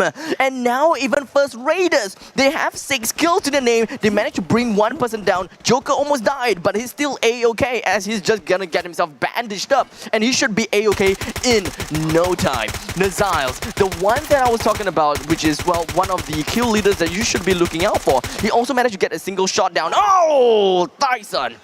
Absolutely eliminated. And HQ, we're gonna be left with Neo now left. Yeah, not much going left there. And you were just talking about how good HQ was doing, but then all of a sudden 2 members just died. So I feel like, hey, if you want to give a team a chance, you got to stop talking about them, right? Yep. If you want to hype up a team, just be like, hey, just talk about the other teams. Because you need to start talking about Loud, right? If you want to make this competitive as possible, DEA, talk about those guys. Okay, but those guys have now eliminated as well. So it's looking to be top 5 teams left. Singularity, HQ, FR, GDP, and Loud right now. And, with Loud and GDP with a full roster, they are definitely in the driver's seat. And now he is eating quite a bit of damage coming in from the storm. There is one single team in front of him, and that is going to be First Raiders, and they are just gatekeeping this very place itself, and showing that now don't go anywhere at all. But I think that now he have accepted his fate. There is really not much places that he can go, and thus he has been eliminated by the circle instead of giving a free 1 point over to First Raiders. For the record, he was definitely going inside and he was trying to get in the circle. There's deliberate suicides are not allowed in this. You can be punished for that. He was definitely trying to go in. Unfortunately, the circle was just too much damage. He was going to go down. Didn't really have much of a chance there. So HQ Esports gets eliminated there. Now top 4 teams going in. Who are you liking right now? Well, I'm looking at Loud for sure. You told me to take a look at Loud, but for a meantime, First Raiders have managed to get themselves a quadra kill over to their hands, and they are your kill leaders. GDP have yet to get themselves a single kill, unfortunately. Andres, he's currently being knocked down. Karma as well as Omar is going to be the last 2 members remaining from the side of GDP, but hey, it's okay. They have managed to get themselves right up. Doggo with a nice shot onto Nazias as well as Mosfin. That is a shot after shot after shot, and Nazias, there is just no way he can get himself out of the crosshairs of Joker. Katarov coming from Singularity is going to be the last man remaining from Singularity, and they're just kind of holding down the ground by their buggy behind this tree, and this is the only way that they can get themselves alive or even play by the placements. First Raiders, we gotta look out for them. Loud, we gotta look out for them as well because they have just started a fight with a grenade. Yeah, they're still up with full roster. All 4 of them still alive. Katarov just staying alive. I mean, just sticking around, just trying to stay alive as long as possible. Hopefully the other teams will eliminate themselves. SNG does get eliminated first, so that's a pretty big win for them. GDP now, 2 left. They're looking to just fight this one. Will is just turning it up and just tearing it around. This guy, he's got what? 1 kill to his name, Cone with 2, but they've only got 3 kills. Loud, still with a full roster. And of course, First Raiders, they're just going to be moving in. Omar, he did a pretty good job despite not having a single kill. He did manage to get himself eliminated at 3rd place, and that is 8 points for his team.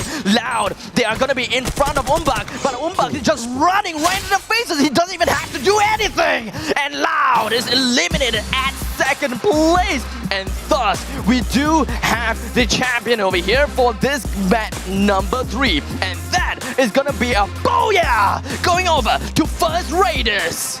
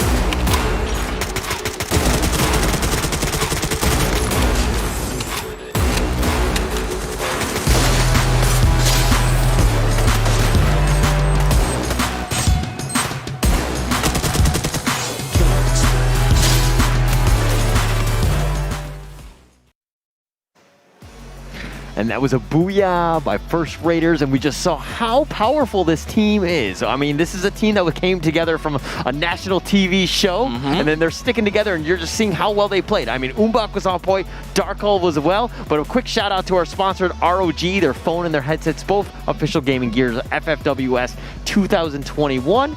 But, you know, First Raiders, what were your thoughts? First Raiders, this kind of seems like as though like First Raiders, whenever that they have a momentum, they're going to be riding on it. They're going to be riding on it down. And I don't think that this is something exclusive to First Raiders. This is very exclusive to many other teams out there as well. Like Loud, game number 1, once they had a great start, they were snowballing all the way through. And they're just getting themselves into momentum over and over again. And that is kind of, that pretty much makes things very important. Once you find yourself in the momentum and you know that, hey, I want to go for the booyah, we can go for the booyah, let's get a booyah. And once you get yourself the booyah, it does seem like you always come up on top with a massive amount of kills. Yeah, and okay, this comes back to the whole, you know, you cursing the different teams, right? Every single team that you talked about, you're like, oh, Viceroy is going to do so well. They get eliminated very, very early, and then all of a sudden now you're going to talk about Loud. They get eliminated. They were in the driver's seat. They should not have lost that booyah. That is a huge opportunity for First Raiders to pick that one up. That was actually massive for them to get this win. A tremendous game, and we're going to have a very epic second half that's going to be coming up with the next 3 matches. I am stoked. I am very much stoked. So right now, you're telling me that I should be talking a little bit more about Loud and talking more about First Raiders and DEA, because they are currently at the top of the leaderboards. If I am not wrong, we'll be jumping onto that real soon though. So I'm just going to shut up about Singularity as well as Viceroy. In the very event that I shut up and they win, you know what? I am done with the Caster's Curse. I am done.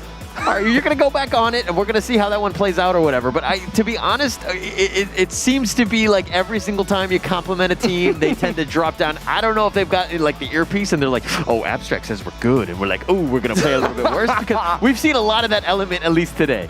You know what? Instead of complimenting them, I think it is time for me to start throwing them to the ground, just kind of punching them. It's like, you're not good enough. Maybe you need to change up your parenting style. This makes a lot of sense to me. I suppose so.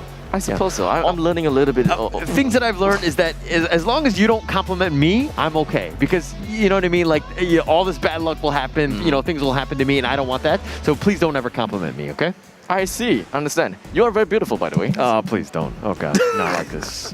All right. All right. So for now, let us just take a look at the Game 3 standings. And like I was saying, you know, about the momentum, that is going to be, well, First Raiders. My oh my, a total of 25 points. Pretty much pulled a Loud in game number 1 just now. 25 points, that's pretty crazy. HQ Esports, and we did talk about how strong that this team was, right? They were 6, they needed this game, they got 15 points, a massive win for them. Yes, they didn't get the booyah or whatever, but I mean, the fact that you got all of those kills are very, very important, right? Look again, bottom one, DEA won the last one, got 0 kills in this game. They're looking on the bottom, looking up. They only got 5 points. That's a pretty bad game for DEA. Man, DEA. But it's okay, because the most important thing is that I was looking at, you know, some of the most impressive players, and as well as, you know, the consistency that I've been talking about. And First Raiders, you know, very consistent, very, very consistent. Because right now, they have managed to launch themselves all the way up to first place with a total of 52 points, followed by Loud at 47 points at second place, and then DEA 36 points at third place.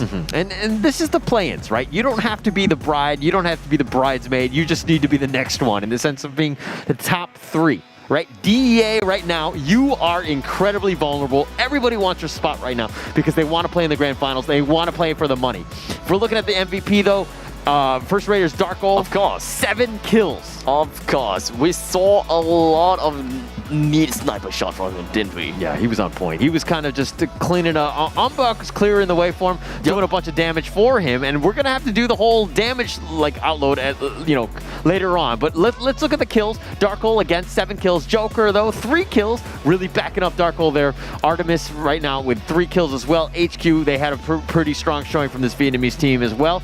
So just great showing overall, and we're gonna have it even more competitive, and we're gonna see how the second half of the play-ins plays out. Well, one thing's for sure. I'm not talking about Vice Aurora as well as Singularity because I do want to see some nice underdog moments, you know. So underdogs is something that I've always been looking at. I just want to see the lower half of the brackets just suddenly just turn it all up, turned up, and just destroy everyone in the first half. That is something that I'll always be looking out for in an esports tournament. Yeah, and we might be able to see that as we go into the second half, but let's take a little bit of a break before we do get into that one. We'll be right back.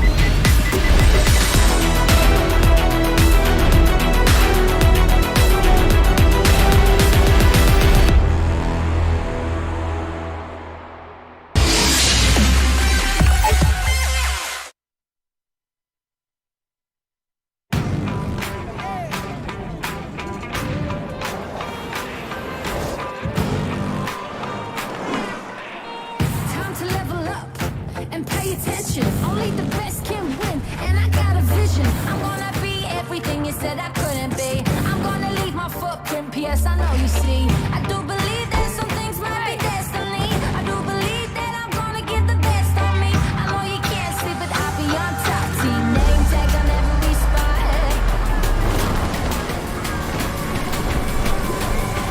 Going in, all in, everything on the line. Everyone wants to shine. I'm going in, all in.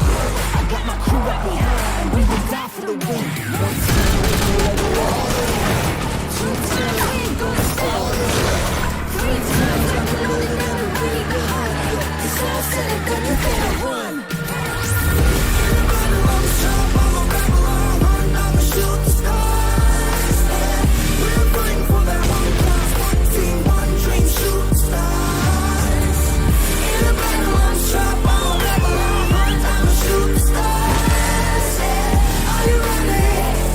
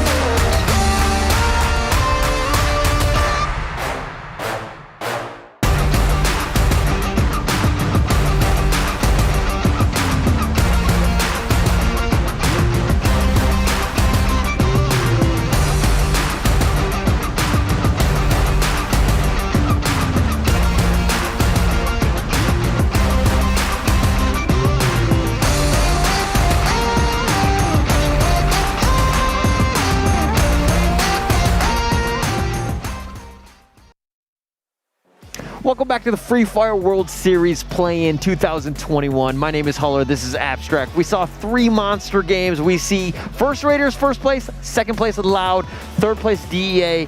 These 3 teams, are they guaranteed in? Well, not guaranteed yet, because we are only looking at the first 3 games that have been concluded. We still have 3 more games. Yes. Anything could happen, because if you take a look at things, right, we are looking at a team that have roughly about 50 points overall. So we can be sure that in some sense, with a level of consistency, you can get 50 points. And anyone else at the bottom of the leaderboards, if they are consistent like the first half that has happened, they can climb right up, provided that the first 3 teams, the podium finishes, they are doing really badly. Yeah, they haven't. We've seen some chinks in the armor, so to speak. I think that there's a little bit of a play for the other teams to kind of make their way in. I mean, HQ Esports, they got, 9 kills? They were second place in the last match itself.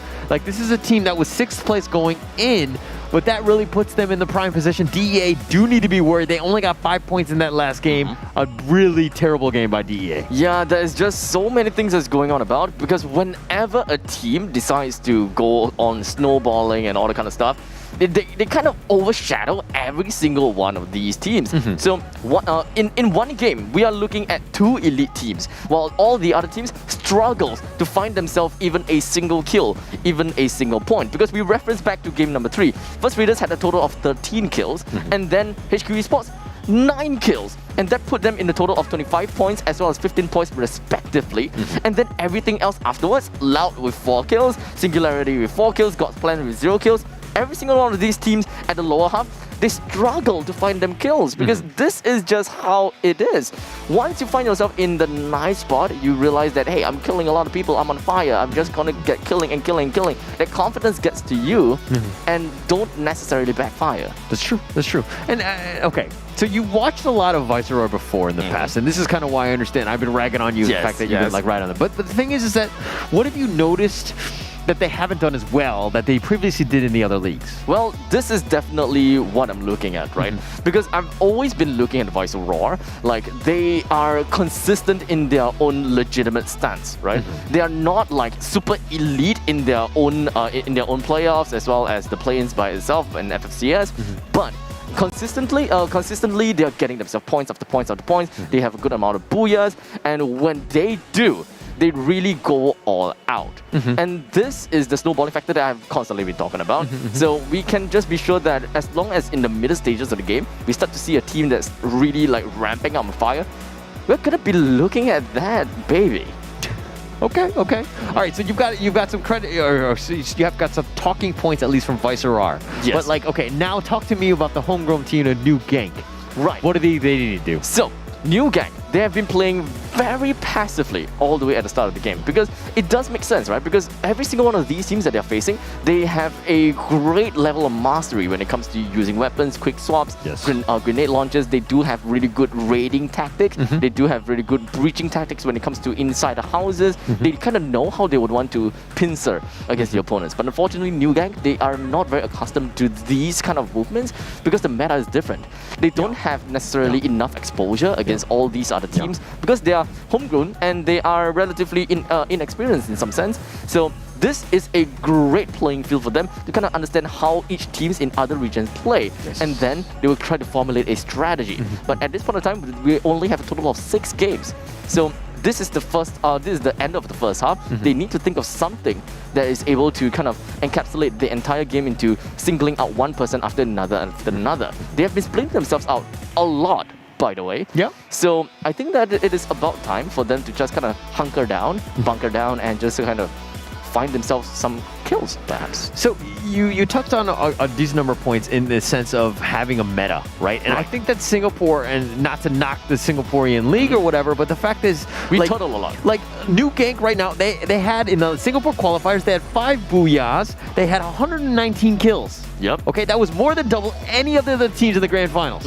Okay, so that's saying that the level of play is a little bit different, right? Very and the thing is that if you're not really challenged enough, you don't really get better. Correct. Right? It's the whole thing of like losing and learning, right? Yes. And if you're stuck in, you're just like stomping all these noobs or whatever it was. I'm not saying that they're all noobs, but I mean, it seemed like it, right? And the fact that you're not going to be able to play. So this is another, you're going to see a high level play. You're seeing the meta, just very aggressive, the things that you haven't seen. And so you're going to be exposed to this stuff. So worst case scenario, yes, you might not get top 3, but you get money, which is either $50,000 or $40,000 USD. That's no small change.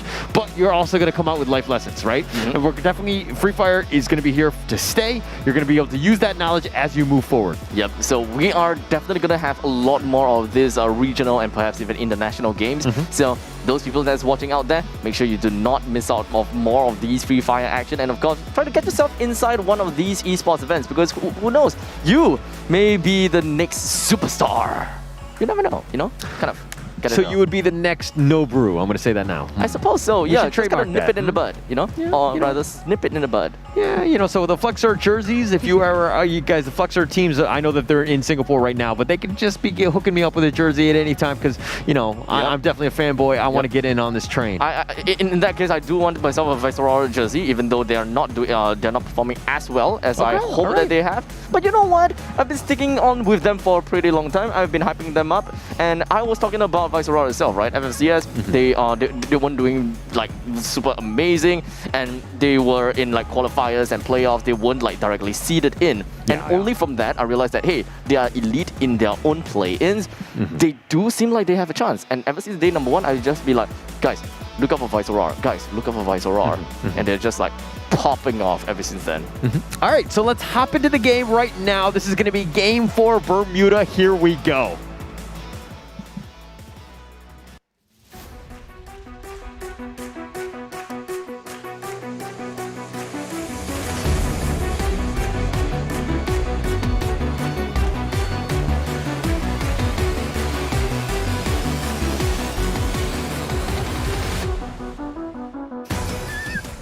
And here we go, ladies and gentlemen. We are into one of the fourth match, number 4. And we are looking at the really nice playing path, and that is going to be starting off at the southwestern side and ending off in the northern side. And most of these traffic is going to be happening at the kind of like a northern area. So we should not be expecting anyone to kind of head their way over to Sentosa, Kota Tua, Portugal, or perhaps even Cape Town. We should be looking at more people towards Bimasate Strip, as well as that bridge that you see in between of Bimasate Strip, as well as Plantation in the later stages of the game.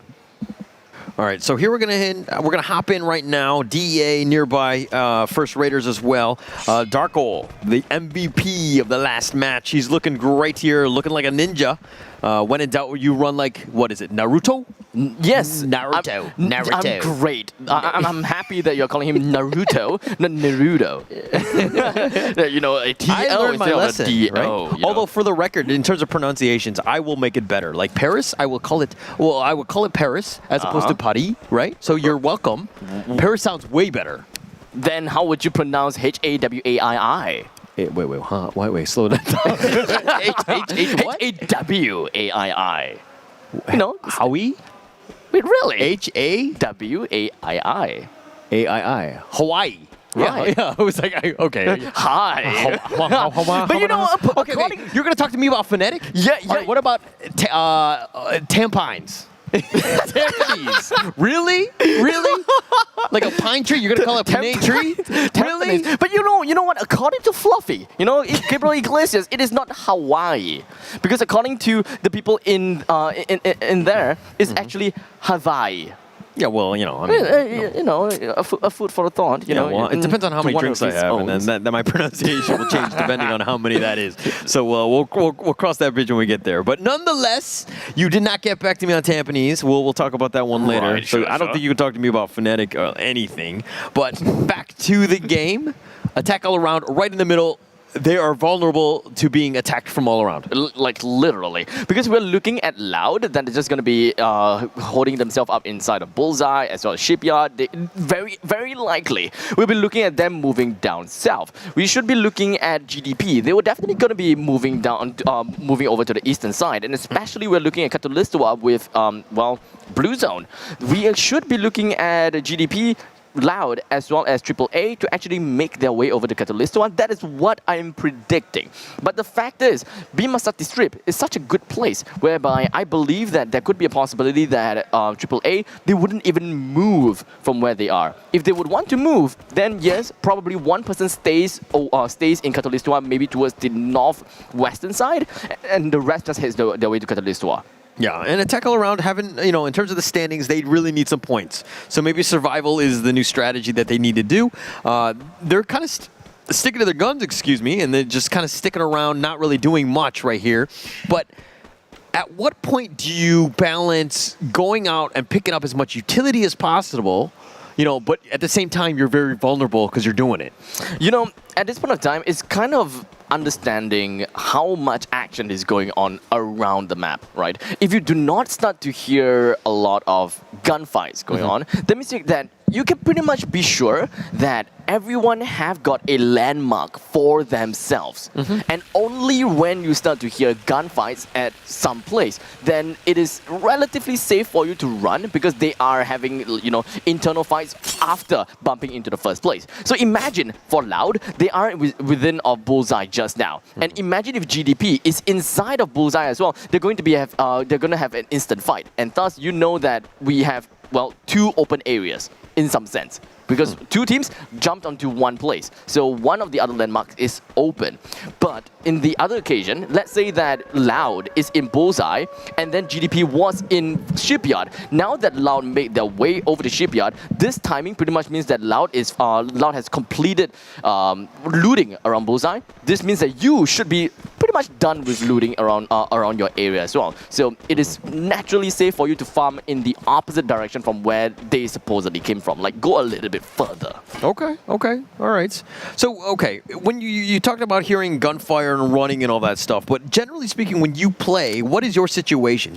When you hear gunfire, do you run at it or do you run away? Oh, I actually run at it. Oh, really? Yeah, I really like all these vulturing action because I'm cowardly. I don't take fights in my face, those kind of stuff, right? So why would you run at it then? Because they are so busy with their fights, and once they're done with their fight, there are definitely going to be stragglers which are barely breathing.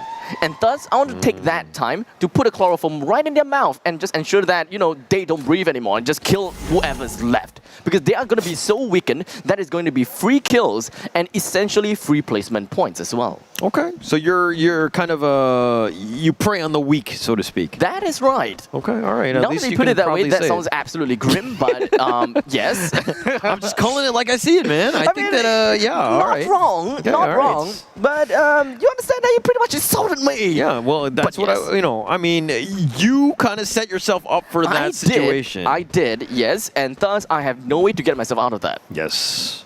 But speaking of getting out of Sentosa, new gang here. They're kind of dominating Sentosa down there. Yep. But they're making their way out. They do need to get in that circle. So at some point, they definitely know someone is around in Sentosa because New Gang, they were all the way at the southern part of Sentosa, and DA definitely knew that, okay, this part is looted, yada, yada, yada, yada.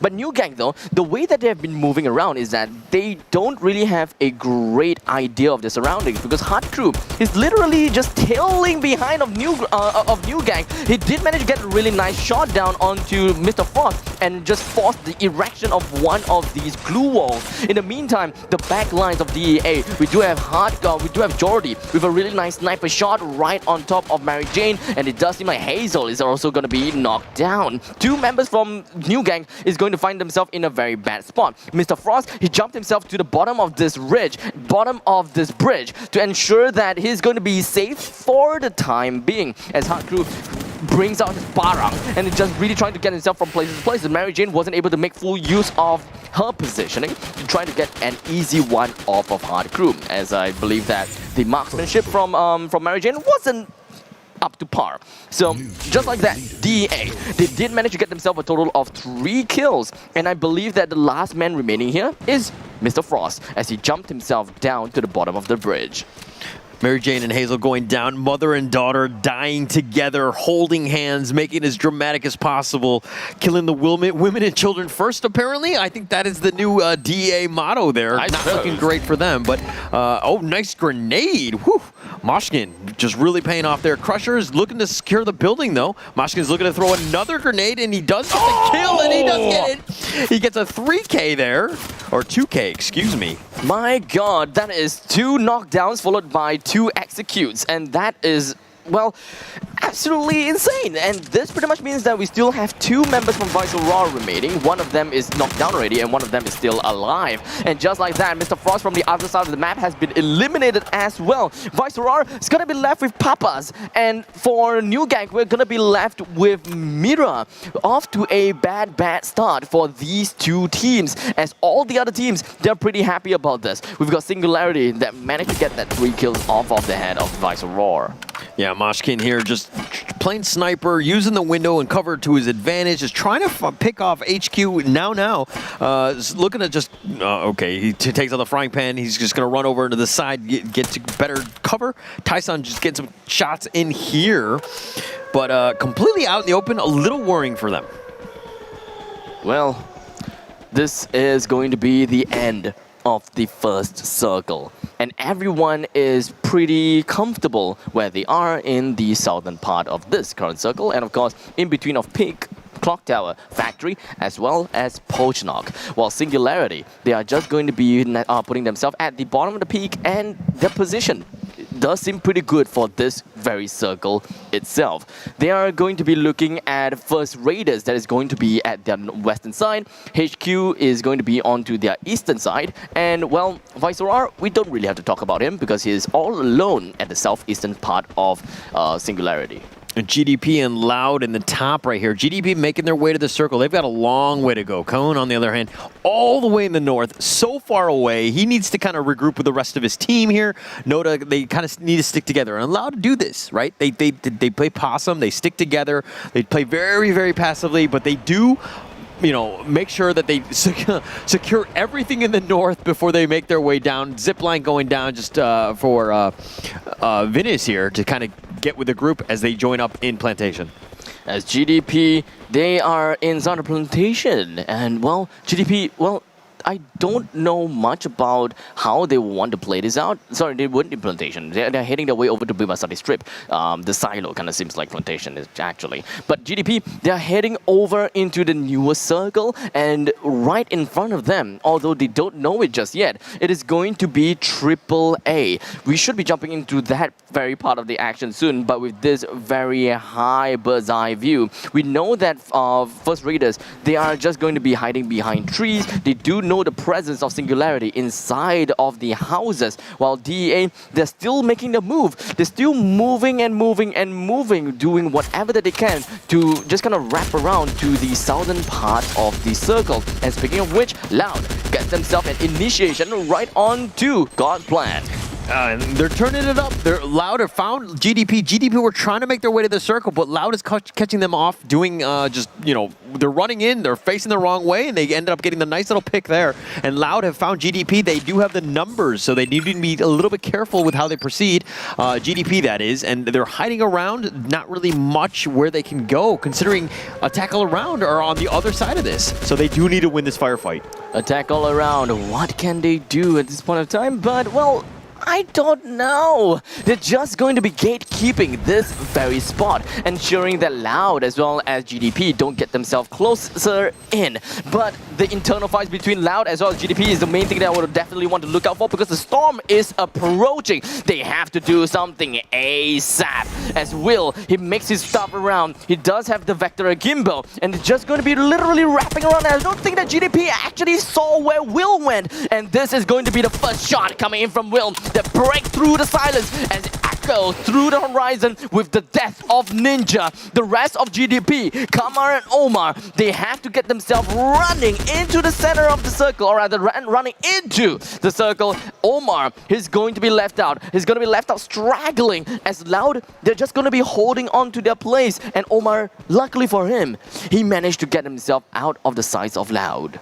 They're running right now. They need to get into that circle. They need to make sure that they're there. Loud have been slowed down by GDP because they were trying to secure those kills. So if anything, GDP has been a bit of a hurdle in the sense of just slowing them down, because Loud are stuck into it in the blue circle, that is. So they're going to slowly get whittled. I mean, it's not a tremendous amount of damage, not anything that you need to be worried about, but the fact that gatekeeping AAA are right there, Loud do need to be worried about that. And Loud, they're sustaining considerable amount of damage just from the storm, but I don't think that this is enough to bring them down at all. So it should be pretty much A-okay, right? Even with the medic gun coming from Koan, so I think they'll be fine for the time being.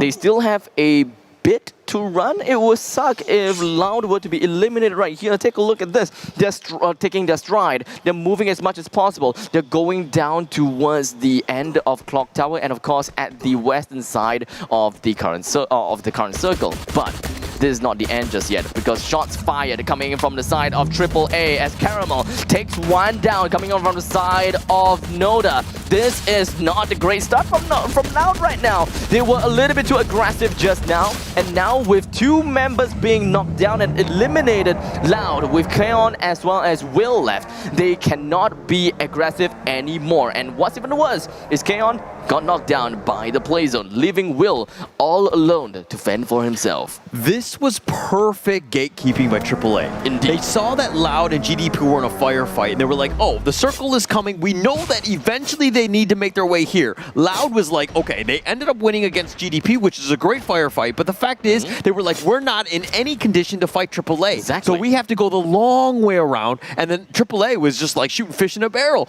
It was the easiest kills for them, and they ended up picking them off. Loud have almost been completely eliminated, and I think there's Will is the only one left. Well, that is the basics of BR strategy, right? Don't take the fights if you don't need to, right? You don't have to be overly aggressive just because you want to go for the kills. Understand where you are and understand that the opponents have to get themselves inside of the safe area, you know, sooner or later. And if you do have the upper hand, then just hold on to your ground and just bring out the firing squad. And in the meantime, it does seem like we have a total of 2 teams out for now. Vital Roar at 8th place and New Gang on to 9th place. Coming up next, who is going to be the next one to be eliminated? Is it really going to be Loud though, or will Will be able to hold it all the way out until the last few circles remaining? And AAA Hoysong has decided to Grand Theft Auto it in the sense of just pulling out that nice little car here.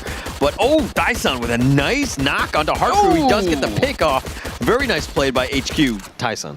It doesn't seem like it's going to be the end just yet. Yes, indeed, we're going to be looking at really nice shot coming in from Funky all the way from the top. Some verticality action as Nazal's coming in. He also got more verticality onto the side of HQ. He's going to be firing down. He's going to be ensuring that he brings people down to the ground. And of course, putting the final nail in the coffin, but that the execute is just not there yet. The kills are coming in left, right, and center. Darkle gets one, Nazal's gets one as well. GDP is finding themselves with their back against the wall as Omar is literally with his front against the wall actually because of the glue wall that is popped. And now GDP being eliminated by Singularity. Total of 6 kills for themselves and a total of quadra kill.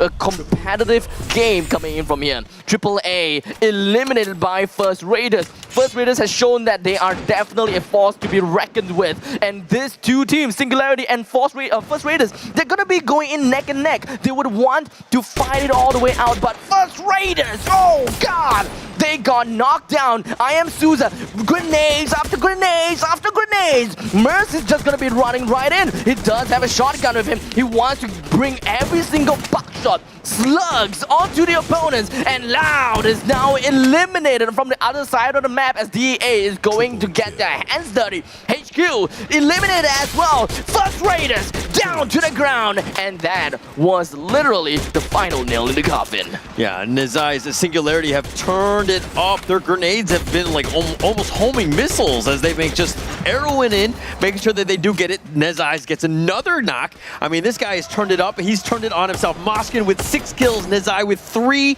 and this team has 11 kills already. And you were talking about having a better second half, and this is the thing. Nezai's with a quadra kill. And DA, Jordy is the last man remaining. He literally launched himself in front of the enemies. There really wasn't much things that he can do because the game is set. We are looking at Moskvin, which is, well, he took a lot of kills, but most importantly, Singularity with the Booyah!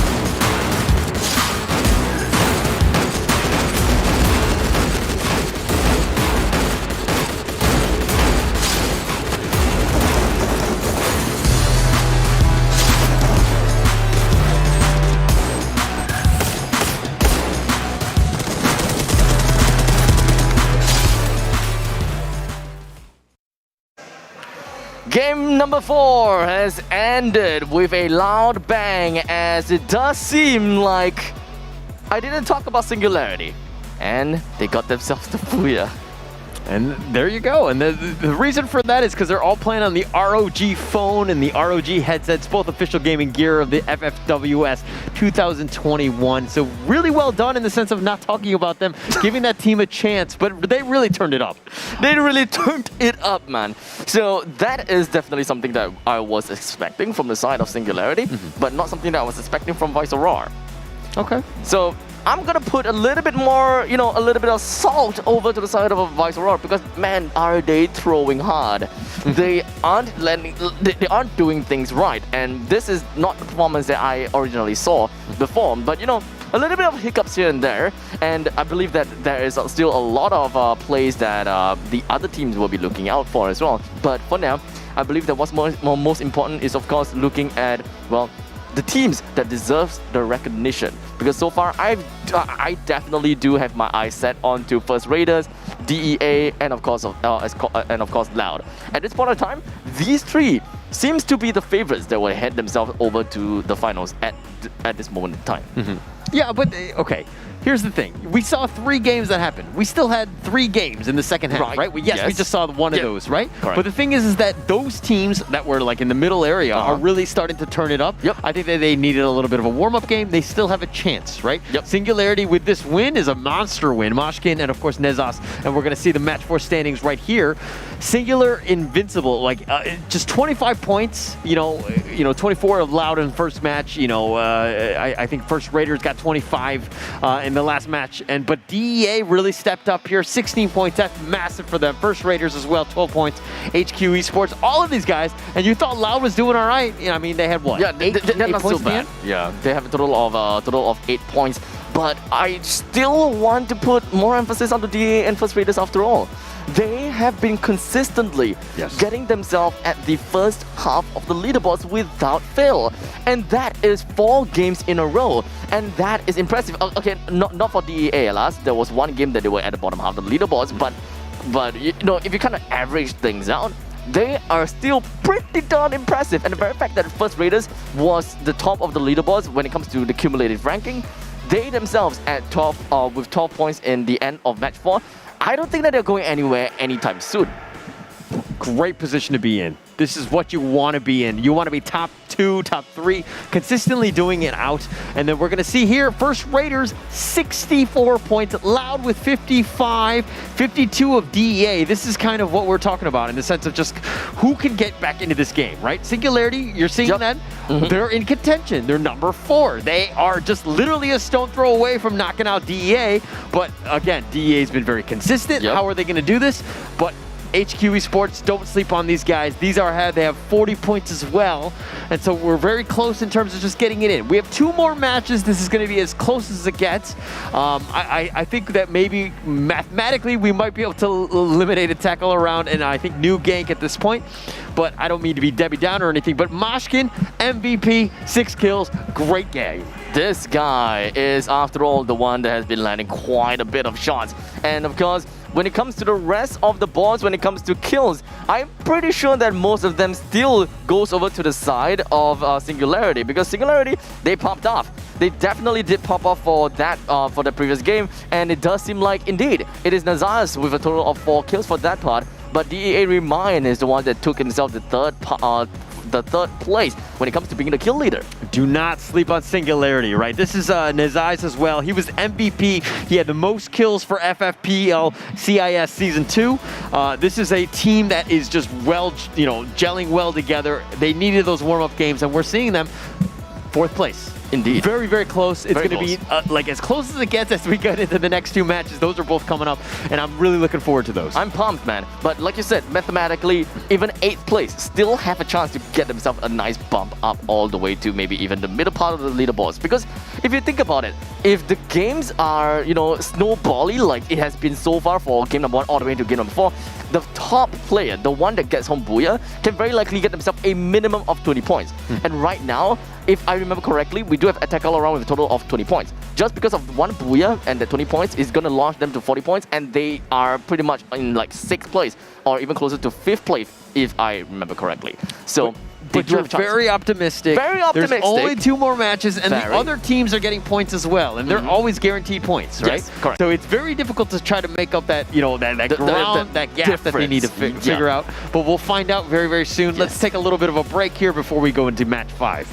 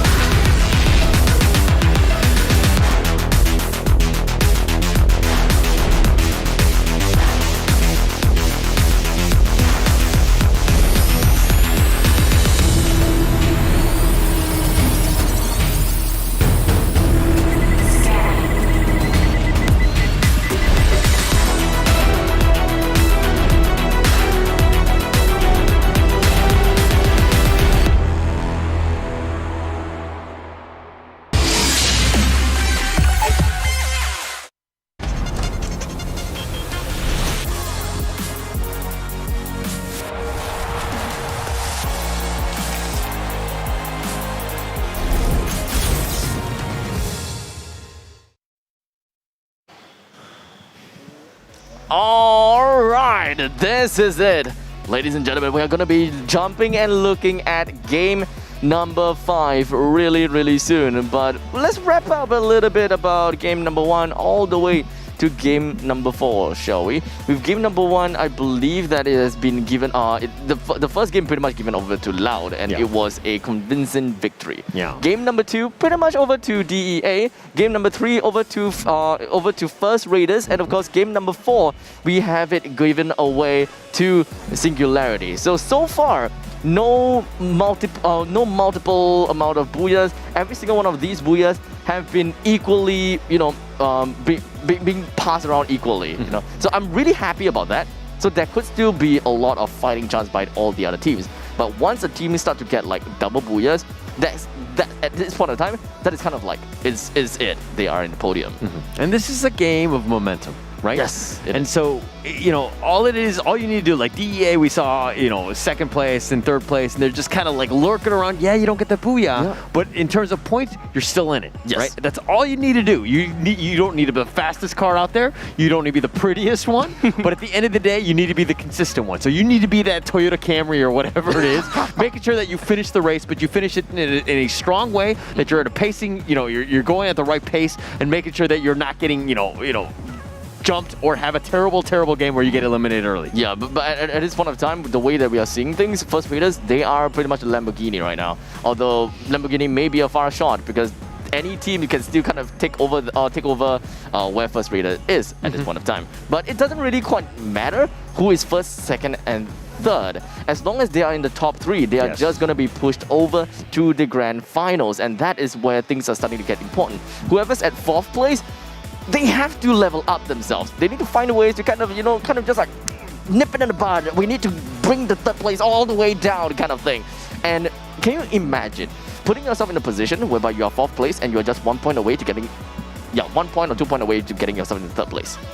6 teams are going to end up being in that position, right? Yes. 1 point or 100 points at the end of the day, being in the bottom 6 will hurt no matter what. Yes, right? it will. So it's going to happen. Unfortunately, this is the way that this the format works. The top 3 are going to move on, where they're going to go into the grand finals. They're going to play against Sunday, and they're going to play probably the next tier up in terms of the teams. So in terms of the play-ins, we've got a lot going on, right? Yes, you might have a great time and you might make a little bit more money in the sense that you're going to have an opportunity to play with the big boys. But at the end of the day, you really need to show up. Now is the time to make sure that you get your team strats working, your aim is on point, and that you can start to play and get ready for Sunday, because it's coming. This is warm-up. This is literally warm-up. When it comes to First Raiders, I do think that for this very game itself, because they can start to kind of chill a little bit, have relax a little bit.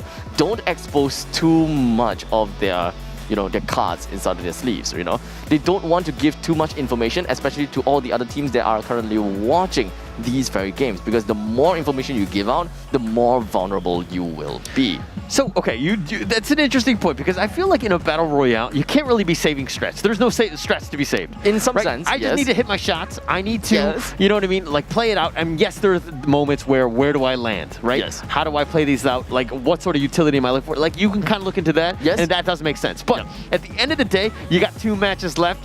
Everything is so close. Really. Now is not the time to be saving strats. Now is the time to put the gas on, your foot on the gas, go as hard as possible, make sure you win out with as many points as possible, because you're making a statement as you go into the final stage. Well, I guess that's how they say, right? End it with a bang, right? Despite even if you don't get any money from the play-ins itself, might as well show everyone who's the daddy, right? Okay, that's this guy, not that guy. Because every time he parenting, he calls the team or whatever, and he's like, "Oh, I love this team. They do terribly." Okay. All right, we have the tape, we have the record, everything has been there. We know what Abstract is called and what I've called. Loud, my kids are still in contention. They can see the light of day, at least maybe Sunday. We'll see. We'll cross that bridge when we get there. Right. But none of your kids are seeing the light of day. The light of day, huh? It's okay. We will bask in the moonlight as much as we want, all right? We'll be the werewolves that you are afraid of. There are people that are right, and there are people like you, right? Which is everyone else. So. You know what? I would agree with you, but that would just make both of us wrong. You know what? In the end of the day, I'm just looking forward to see how every single one of these teams plays, and I'm just looking forward to see how Viceroy climbs himself out of this ditch, because at this moment of time, well, the bar is already so low, but they just kind of bring the shovel to it, and anything that they do at this point of time will only impress me. So you call it a ditch, but I'm thinking it's a little deeper than that one right now, right? I think they got a long way to go. They got to win out. They got to kill, what? You have potentially 32 kills I could have. I think you're going to need 20 plus kills. Get yourself a booyah. Get yourself back in the game, and then I'll believe. But until that happens, I don't see it. You know what? I would like to play a little bit of reverse psychology over here. I don't believe in you, Viceroy.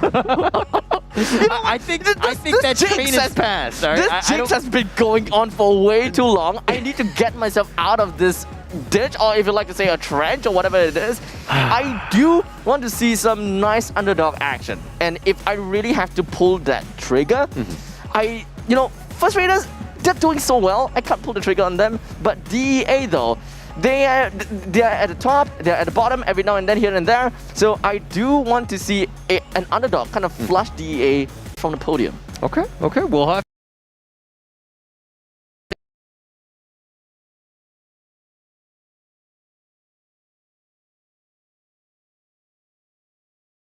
In the grand finals. Maybe if I create my own team.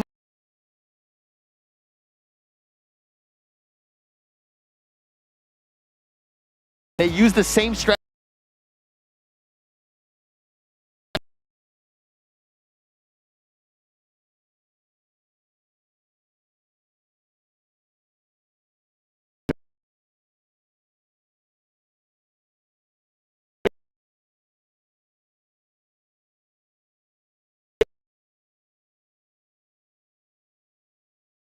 Breathe and drink.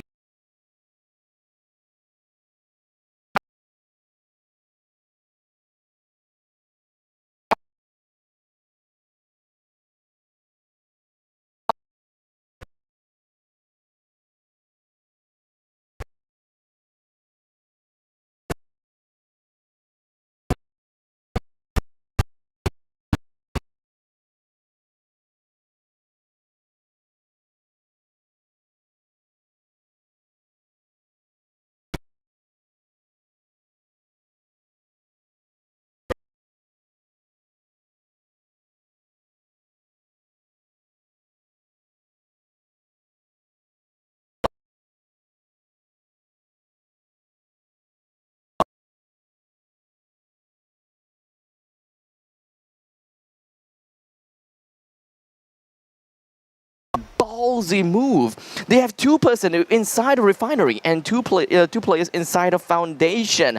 As for HQ, they have 2 players inside of maze, or rather kind of like at the southwestern side of the maze, and the other 2 players, one of them is all the way at the eastern side and one of them at the northern side. So all of these teams, they're thin out, they're spread thin. And if there are any teams that decided to play aggressive here, man oh man, that is a lot of food.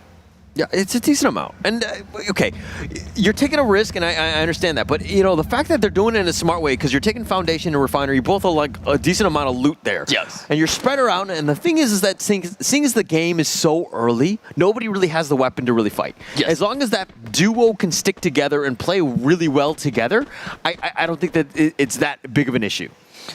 Here's one thing, right? When it comes to the play-ins, one thing that I definitely did not expect is how passive it is in the early stages.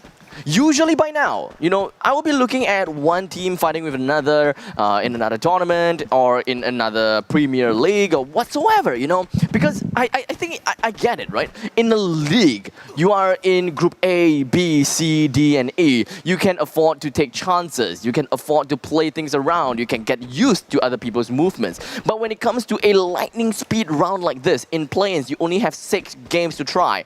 The best thing that you can bet on is to bet on your equipments, bet on that grenade launcher, bet on that flare gun that just kind of pops up. So you don't want to put yourself in that very vulnerable position when you just immediately go for that rock, paper, scissors game against other teams. You want to be very confident with your equipments, then take fights that you are confident in. And I think that this kind of throws a lot of these teams in some sense off guard, or rather throws me off guard, because this is a completely different meta after all. They don't have time to get used and familiarize themselves with the opponents. Okay. Well, you got to be confident in yourself, and you got to shoot your shot in the sense of like having the right equipment that kind of matches your play style and all that. Agree 100% in that, of just getting that loot and making sure that you do have a decent amount, you know, so that you can start making that aggressive play. But for me, it's more about the team working together, sticking together, playing around. How do we approach things? How do we be aggressive, or when to be aggressive, and to kind of just turn it up? And if we're looking at New Gank there, they haven't shown that. I haven't seen very many kills from that team. They seem to be getting ambushed or getting caught off guard. I feel like it's a lack of awareness of things that might potentially be happening, of where the enemy could be. That seems to be an issue. But Ambach, on the other hand, has had great awareness and has been on point almost throughout the entire night. When Umbach, he's coming in from first Raiders, just going to be making their way all around Refinery. It does seem like the 2 players coming in from Foundation, they're slowly heading their way into... Oh, sorry, the 2 players from Foundation, they've made their way into Refinery, so they're pretty much A-okay, if you ask me. But Singularity, we do have 2, 3, 4, in fact, I think that is all of Singularity. They're just going to be bumping themselves a little bit closer and closer into Refinery, and that is going to put them in a nefarious position. And they're going to meet Singularity. I mean, they're just kind of walking around. I mean, we talked about how First Raiders were going to be a little bit separated, and there was a concern, but they're together now, and that's all that matters, right? It doesn't matter if, you know, your family's not going to stick together, at least in the first minute, but in the, you know, the fourth minute at this point, got to stick together. Now is the time that, you know, you make your plays, make sure that you cover it. And as I say that, HQ, they're kind of sticking together, and they're all the way in the south end here, but they're in a bit of a firefight with DEA, and I can't tell who's got the advantage, although, you know, Heart Crew here does have the high ground. Well, Heart Crew having the high ground, and like Luke Skywalker always say, the high ground and the verticality is the way that you want to play things. You know, you do have a lot of positioning issues if you are at the bottom part of the ridge, but one thing's for sure is that you can kind of bait the opponents to expose more of their bodies by having one person just kind of take a dash all the way to the bottom of that rock foundation. But of course, that pretty much means that you're going to put yourself into a very bad spot as well. So there is, you know, some place that you can play things around. You can kind of, you know, work it in. How you want to play it? Do you want to have someone as a bait or not? Because while we are talking as a bait, it does seem like coming from AAA. We do have a single bait out here, and that is going to be Pook God doing whatever that he can. Even jumping right on top of the containers, trying to get a shot down to Ren, but it does seem like Grenades is the one that eventually brought Ren down. AAA, they are getting themselves rolling in the deep. Or rather, the opponent is the one that's rolling in the deep as AAA, they're rolling. They're trying to get themselves closer and closer over to the side of GDP, but unfortunately, Karma is just going to be getting himself a decent amount of shot downs on the Pook God. But that is not enough to bring down the entire team of AAA, as AAA started off game number 5 with a loud bang, with the first 4 kills given over to them. GDP eliminated. Oh, eliminated so early by GDP. That's a heartbreaker for them. They really needed a good showing this round. Not able to get it. On the other hand, though, if we're looking at just kind of how things are playing, new gang sticking around. They're fine, at least in that somewhat centralized location. HQ and DEA all the way in the south point, but this circle is heading south, and we've seen a decent amount of action. But you know, hey, let's give a little bit of credit, or again, the same strategy. And you're talking about how, you know, teams can look at these things and then like learn how teams play. Loud has been 100% in the north every single match. That is true, yes. They don't fight anybody until like, you know, minute, 10 or whatever. But they just stick around and they just constantly make their way south. Teams need to get onto this and understand how Loud plays. Yo, you kind of cut short their homework right now. Whoever hears this, they're just like, that is true. And then for the playoffs, if Loud makes it all the way in, they're gonna be jumping at every single southern part of the island from there onwards, and they'll be like, yo guys, Holler, he'd be spewing crap. They're not jumping into the northern side anymore. Well, I'm sure they'll change it up. There's no way that they can do this consistently. If they, assuming, make it into the grand finals, I think that, if this seems like the play-in strat and they're going to stick to it, maybe they'll think, oh, Loud is going to do this in the grand finals if they do make the grand finals. But Loud do need to change this up. You know what I mean? Like, this is just way too obvious because 100% the strat, dive north or drop north and then just make their way south. What if this is all part of their conditioning? Kind of force the grand finalists to kind of make their way up north and just make everyone fight against one another, like how First Raiders made one of Viceroy fight against them, and that is Crusher being defeated. That is sad. That is hands down sad. We're going to be left with Papa, Almas, as well as Janito to be left within of Viceroy. I don't want to talk about them anymore because I could be doing some custom jinx right about here. But Mira, coming in from New Gang, is going to be finding himself in a very bad situation fighting against Neo now. And we do have a decent amount of gunfight coming in from HQ. They're just firing everything that they have onto Mira. Unfortunately, Mira, she's all alone once again. And like we have said before, New Gang, they have been splitting their forces up too thinly, and they are constantly being singled out by the opponents. Yeah, completely isolated in a bad spot. Miro, like, Mr. Shot Frost, off the air. Where is your off husband? the air again. Right? Newgate getting shot out, just trying to use the zip line. That seemed a very exposed position. And Neo now just cleaning him up at this point, getting some kills here.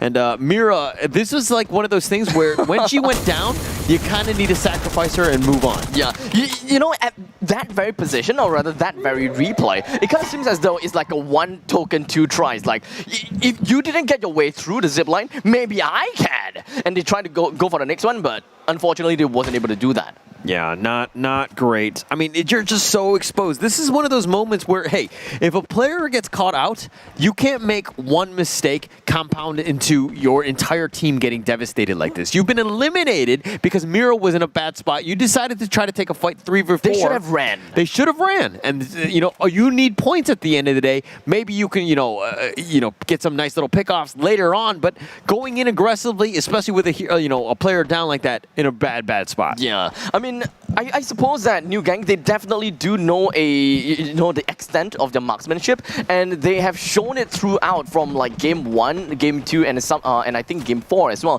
whereby they just kind of avoid team fights. But unfortunately, they can't avoid for too long in the end. They still gotta have to fight back the opponents. But this very instance is the point of time whereby they could have ran away instead. Yes, yeah. So I guess this is more of their decision making. Sometimes they they're making the wrong calls here and there. This very instance, like you said, they should have ran instead. Yeah. You should have ran. There's no way that they should have continued fighting on that one. I think that was like you lost a player. I get it. It sucks, but there's no reason to just go all in on this one, right? Not a great position here, and they paid for that. But GDP, and WG, both of these guys are out now, and this circle getting very, very small, and it's getting very worrying for some of the outer teams right now. Yeah, because somehow right now, Viceroar, Singularity, as well as Loud, they are pretty happy inside of the next circle that's going to be popping right towards the eastern side of Command Post. And, well, we're talking about Kalahari after all. There is going to be a lot of, kind of small little buildings to kind of hide yourself within. DEA makes a nice flyover right into close to the center of the circle. They're going to be bringing so much attention, whereby Viceroar as well as Loud, they're definitely going to be putting quite some emphasis over to the side of DEA. Maybe not for Viceroar, because they know that they have command post. They definitely would want to gatekeep against whoever enters into command post. And that seems like, the victim seems like it's going to be First Raiders. I really hope that First Raiders don't bite into that trap. Oh, but speaking of trap, HQ here, AAA walk into each other. I don't know who set the trap, but this is going aggressive. Neo now gets the nice little knock. The goo wall is going to be placed as well. Pokegon just trying to run for his life. Neo now has got a shotgun out. He's looking for somebody. Oh. Tai-san with another kill there. This is going to be bad as Neo now, he's currently at 140 HP. He's just going to be shuffling his way all around Puck Guard. But Hoi-Sang is going to be going down, and Neo now and the rest of his team coming from HQ, they have decided they're bailing out of all of this. They know that Caramel and the other members, I think is Hoi-Sang, they are definitely dead. So instead of, overstaying their welcome, they decided to bring down, three quarters of the squad, get out of there and allow Puck Guard to, kind of run his way inside the circle, or perhaps just kind of jump in and being laid into a trap. Oh, Noda with a nice snipe there on Remind. He had the knock, he gets the kill, he cleans it up. Oh, that grenade! Okay. HQ, keeping it alive. DEA on the other side. This is a very awkward situation. Nobody really wants to make a move here, but that circle is starting to close. They do need to be a little bit careful here. Oh no, Viceroar completely blindsided by the side of First Raiders. It does seem like First Raiders, they did not bite into the trap that First Raiders, that Viceroar was kind of setting, because they had a really nice commanding position. They're just losing their ground, and I don't know what's going on with the rankings anymore.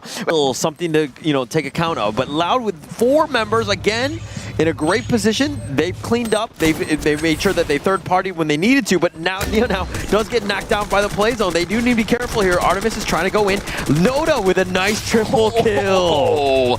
And there we go. HQ eliminated at rank number 2, and that is going to put Loud being the first team to get themselves with 2 booyahs in the FFWS Singapore Play-ins. Loud, I called him.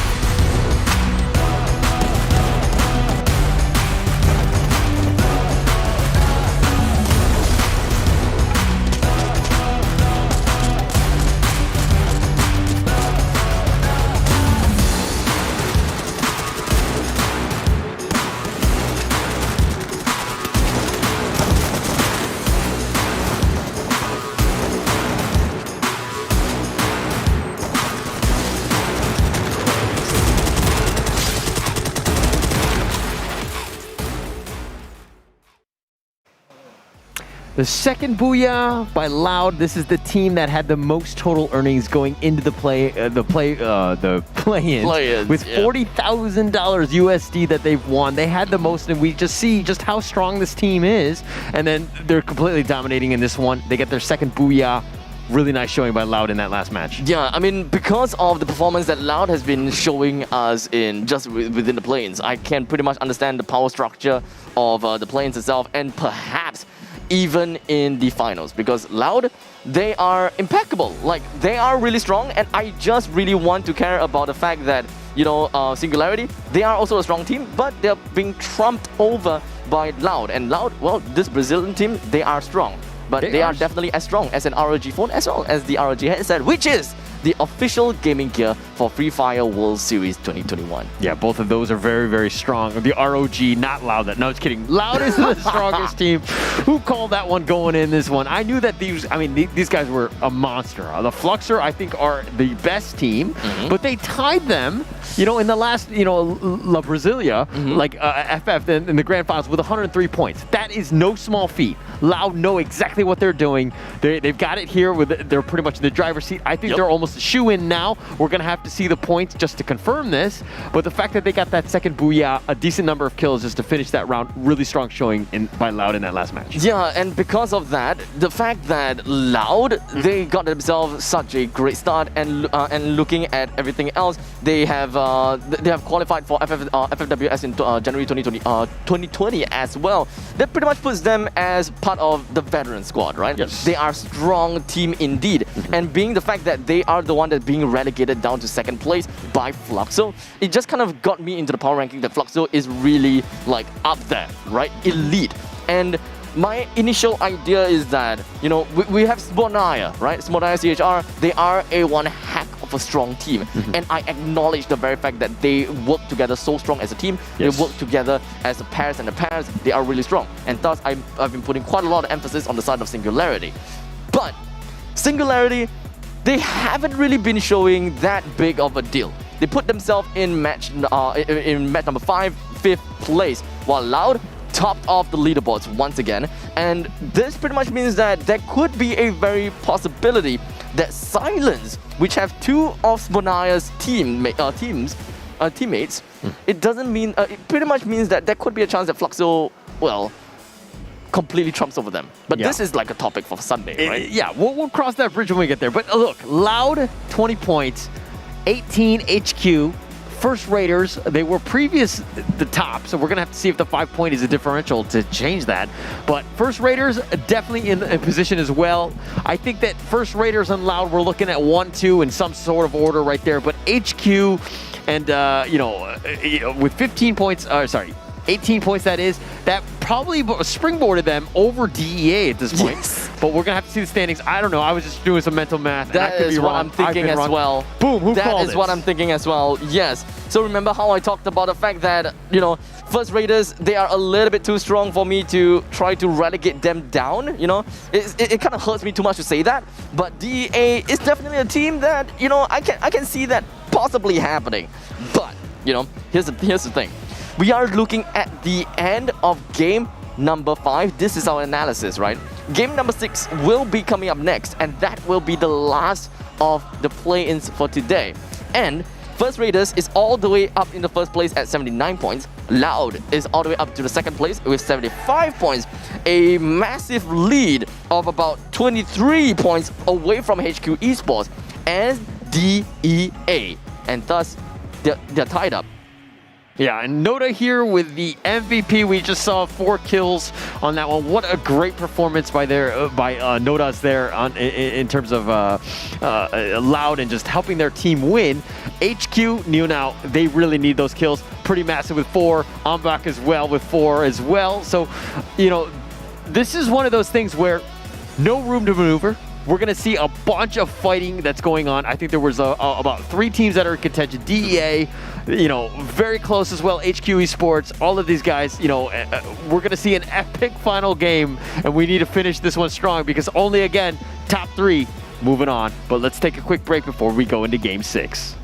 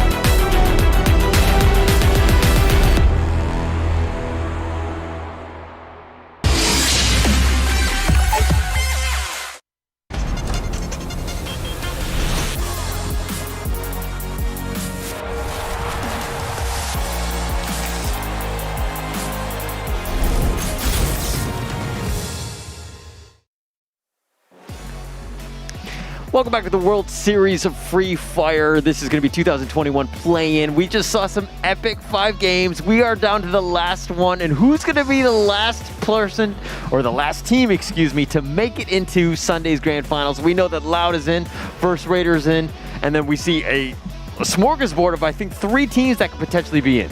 Potentially, right? Potentially. In what we are looking at here is that HQ Esports, DEA, and Singularity. These 3 are so close to one another, whereby HQ Esports and DEA, they are literally neck and neck. While Singularity, they are just 3 points away from these 2 teams.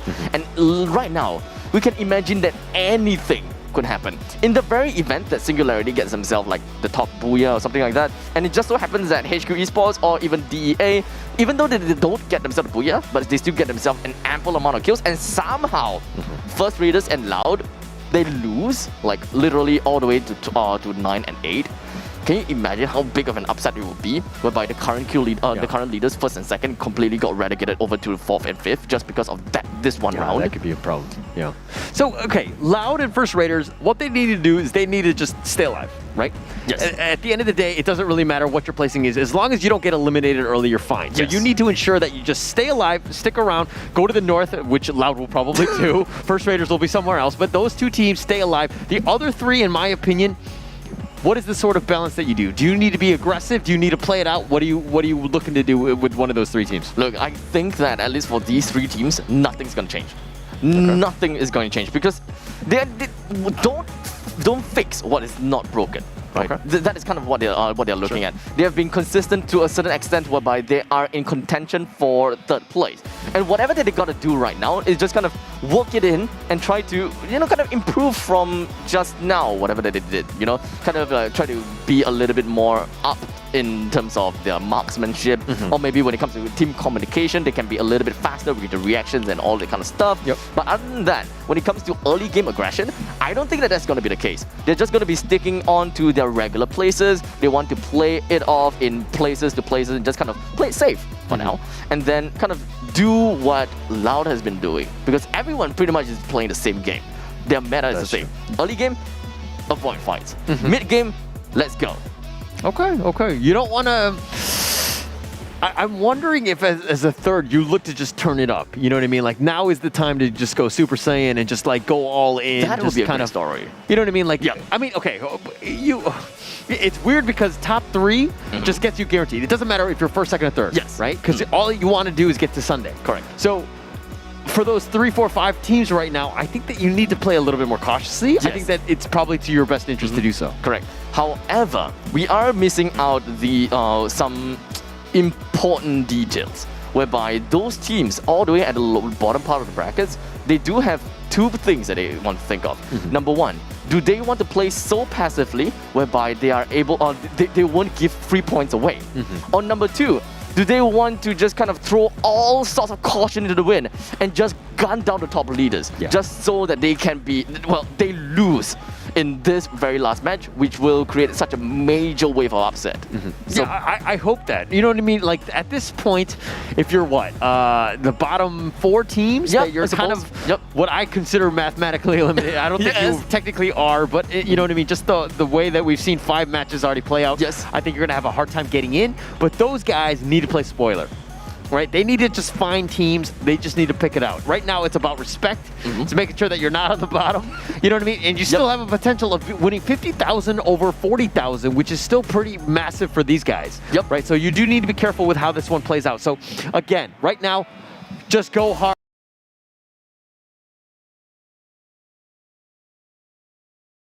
Really want to see more of the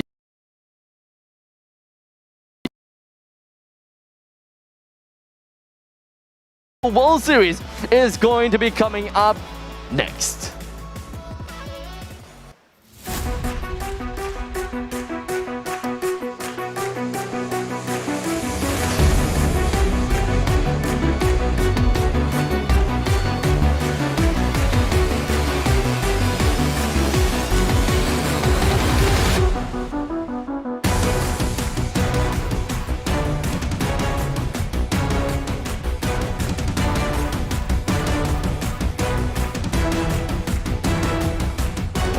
of course, ladies and gentlemen, we are right back.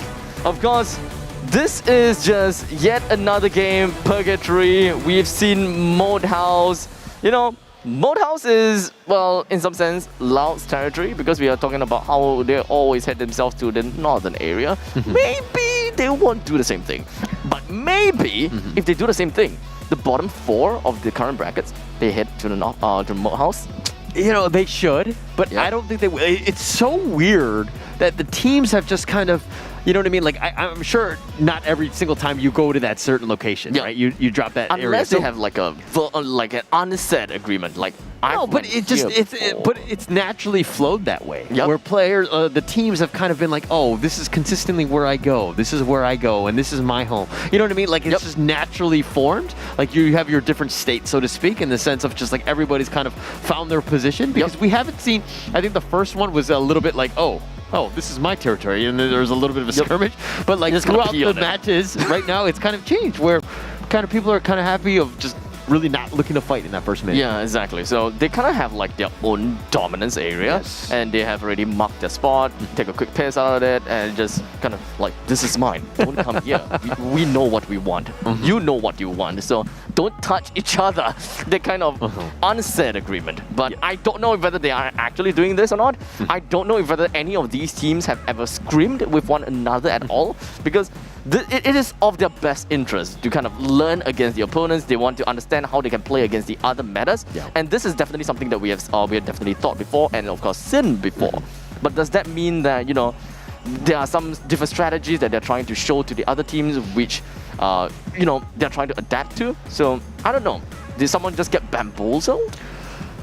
You know, it is the 6th match. Again, a lot of these teams are just playing for respect at this point, making sure that they make a statement of, hey, you know, these are, you know, pad the KDA style, you know, get yourself into this. Because at the end of the day, yes, it sucks. You know, you might not have had the greatest performance that you really, really wanted, but it is what it is. And unfortunately, this is how the cookie crumbled in that sense. And so we're going to get into that 6th game and we're going to figure out how these teams play. But, you know, I think that, you know, Viceroar, I think AAA, you know, New Gank, God's Plan. God's Plan. These 4 teams or whatever, they're going to learn a lot. Yes. And I think that that's like the biggest thing, is just playing internationally, understanding that, hey, this is a different level. Yeah. We need to match it the next time we're here. We need to remember this pain, you know what I mean, and this feeling. Because moving forward, we need to fuel ourselves. We need to ensure that we're better moving forward.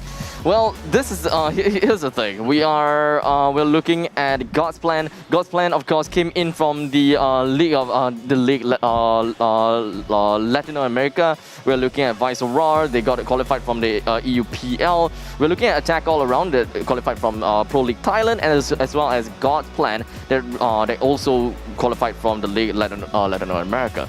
And Tom, I was just kind of having a talk with him through Discord. And the funny thing is, before everything started, he did say to me one thing. EU plays funny in World Series. Okay. And it kind of seems to be that case. So I don't know what's going on. But one thing's for sure, First Raiders, which qualified from Indonesia Masters, and Loud, which qualified from the Brazilian Free Fire. This pretty much shows that Brazil, as well as Indonesia, they are definitely not off the meta at all. Yo, First Raiders, they were 2 points behind Evo's Divine. That team is a powerhouse. They are see that a powerhouse indeed. And the fact that they were 2 points behind says a lot. It says volumes about this team, right? Yep. And so moving forward, we knew that they were going to be strong. I mean, they're kind of neck and neck with Loud at this point, and I'm happy to see this. So we're going to see this, but looks like there's aggression that's going to be starting, and then we're going right into this one with a bang. This is legit a bang.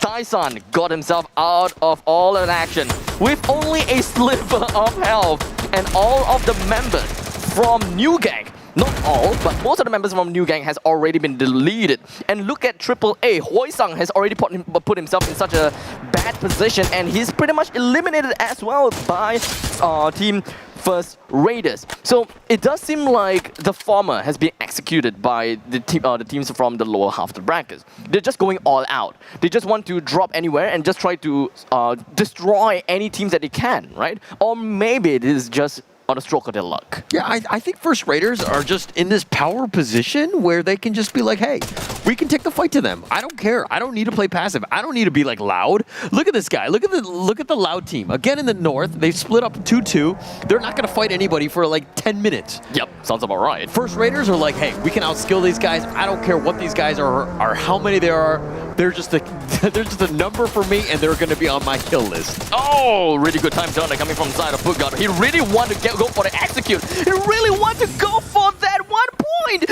but he didn't even manage to scratch that surface. He really wanted to go for the final kill, but for some reason, that just did not happen. And AAA, the team that I really thought that they had a chance because of how experienced the organization Attack All Around is in the BR category.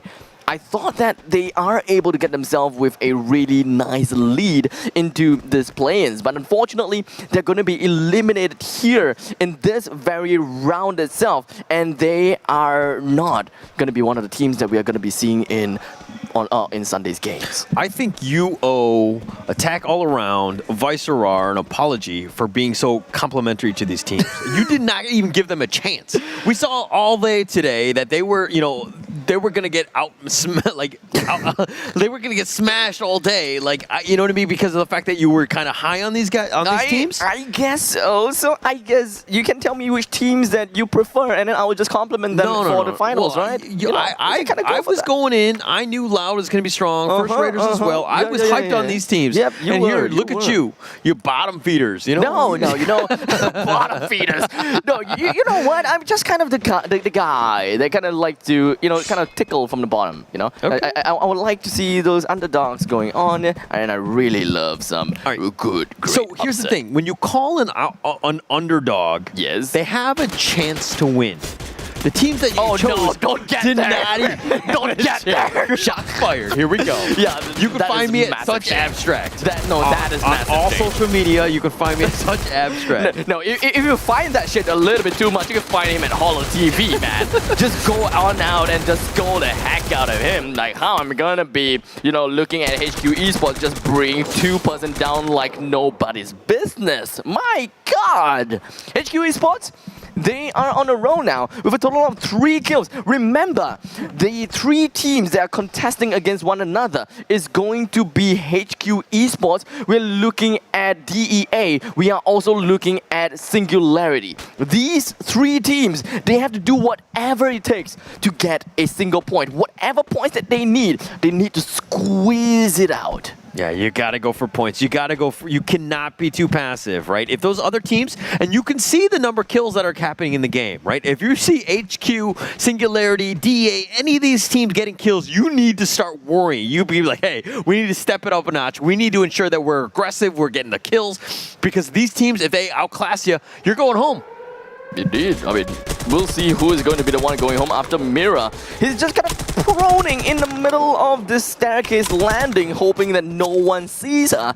But unfortunately, everyone else seems to have an eye of the eagle. And Viceroar, it does seem like they know that their time is kind of up, and they decided to go for a little bit more of an aggressive stance right against HQ Esports. But the question is, are they even going to win this? Because Papas is already down. Crusher trying to run himself away, but no.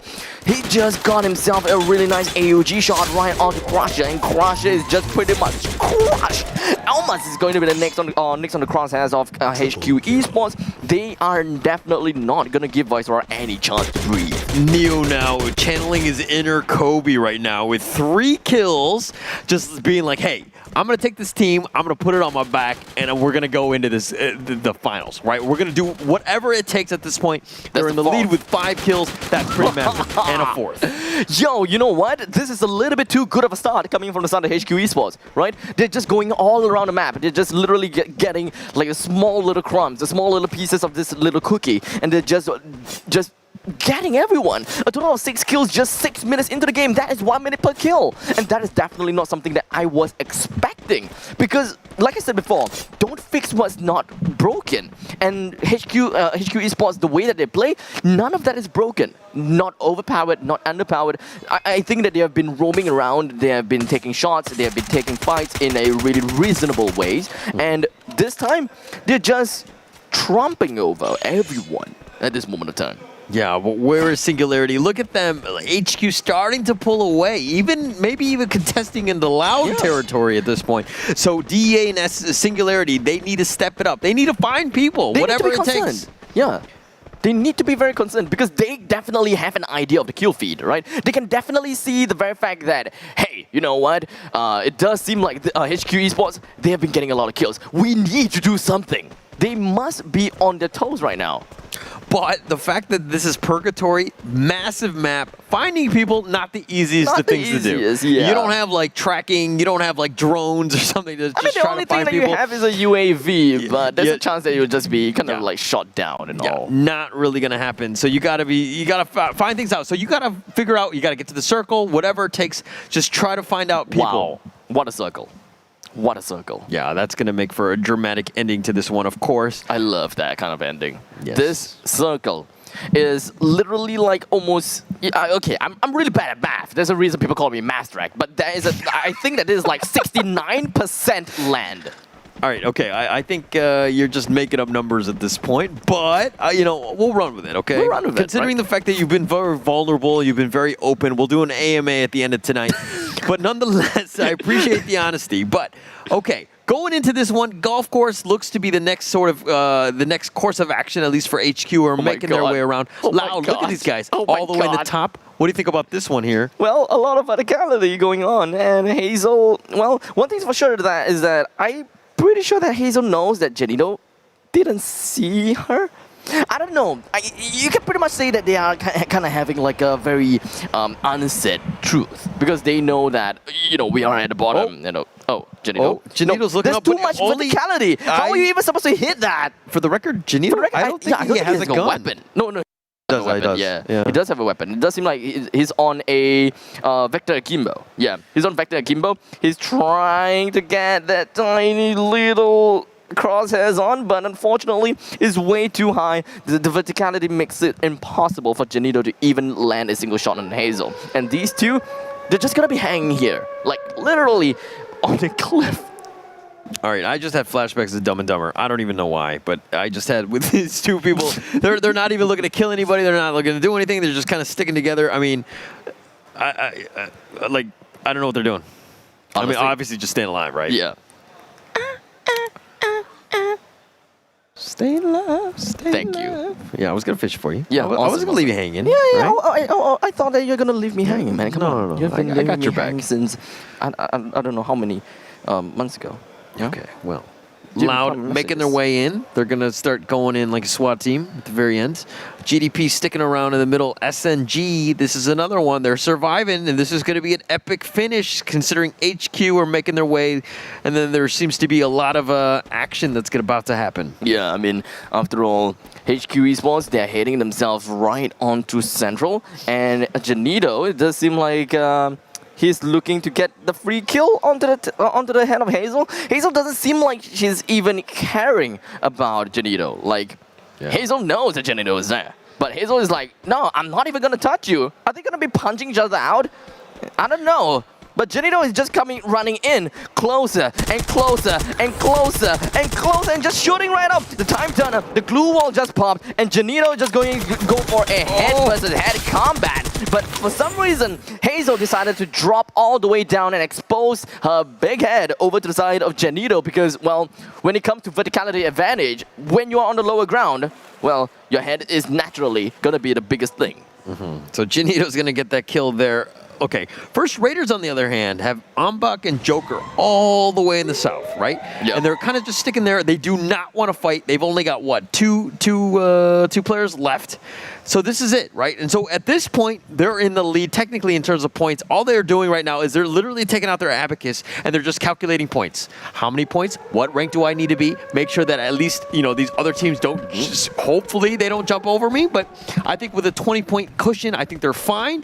But getting eliminated early could kind of put them in a wary situation. There is 2 teams that has been eliminated already, as we are talking right now. So, well, Vice Aurora, we're only left with Janito, 1 man. We've got First Raider, we're looking at a total of 2 members left, while all the other teams at this point, at this current stage, they are all still pretty darn healthy. So we can pretty much be expecting that by the 4th or 5th circle, chaos is going to ensue. Of course, of course. This is Purgatory. When have you not had chaos on Purgatory? Well, there is one instance. What is that? I can't remember. Okay, well that because it never happened. Is this completely time that Vice Aurora won? Is that what you're saying? Actually. Yeah, it didn't happen. All right, nonetheless, GDP here staying low a little bit. They're trying to make their way around here. It might run into Singularity, so it does need to be a little bit careful here. Karma, that is. As he slowly gets his scope onto the side of Singularity. I really want to see what Singularity have got, hiding inside of their sleeves as Mers with the Grasa gets himself a really nice shot in his eyes, also with a really nice shot onto Ryan. 2 members coming from GDP that's already been knocked down, 1 deleted. It is going to be 3 versus 4, lobbing the grenade over to the side of Karma, but unfortunately it is not enough to blast him into smithereens. The grenades are flying all over the place. And Ninja is just cooping himself up with that glue wall to ensure that all of the shots, all the shrapnels, just does not intercept with his chin or his necks or whatever it is. But here it is. Ninja jumps in the fray, gets a nice knockdown on Mers, but unfortunately we are still looking at a 3 versus 2 kind of situation as Katarov as well as Mers jump themselves right on top of the logs, gets the shot down on the Ninja. The next one in mind is going to be Karma, Katarov, everyone else is down from GDP, and Katarov gets himself a total of a triple for himself as they slowly climb themselves up in rank and ensuring that, HQ is not the ones that will be in 3rd place. Yeah, DEA with 0, Singularity getting themselves back in the game with that one. I mean, they're gonna have to walk into HQ at some point, but Loud and DEA are going at it, and Loud cleaning up kills Derek. Oh no, there we go, really nice glue wall, just in the nick of time. Another glue wall, another time turner. They are doing and expending whatever that they have to restore the life of that 1 member from DEA. But never did they realize that that single 1 member is just a bait, just but a bait. And this has allowed the rest of Loud to get themselves right up the ridge and heavily punish the opponents for whatever that they have tried to do. I mean, DEA getting knocked out there. I'm pretty sure that they've been knocked out of the tournament, all thanks to Loud, who have been a bully throughout the day. We're just seeing just how they played out. Now it comes down to HQ and, SNG at this point. I mean, both of those guys are top 2, at least in the rankings thus far, but it's going to come down to the wire. It is gonna be the last team fight that really matters, right? Who takes home the booyah? Who takes home the most amount of kills? Is it really going to be? Is it gonna be Singularity, or is it actually going to be HQ? The most important question is gonna be pinned onto these 2 teams, because I don't think that there is a. Wait, there could be. No. I don't think that there's going to be a possibility whereby Loud or perhaps even First Raiders will be knocked down from 1st and 2nd. I don't think that is very much possible.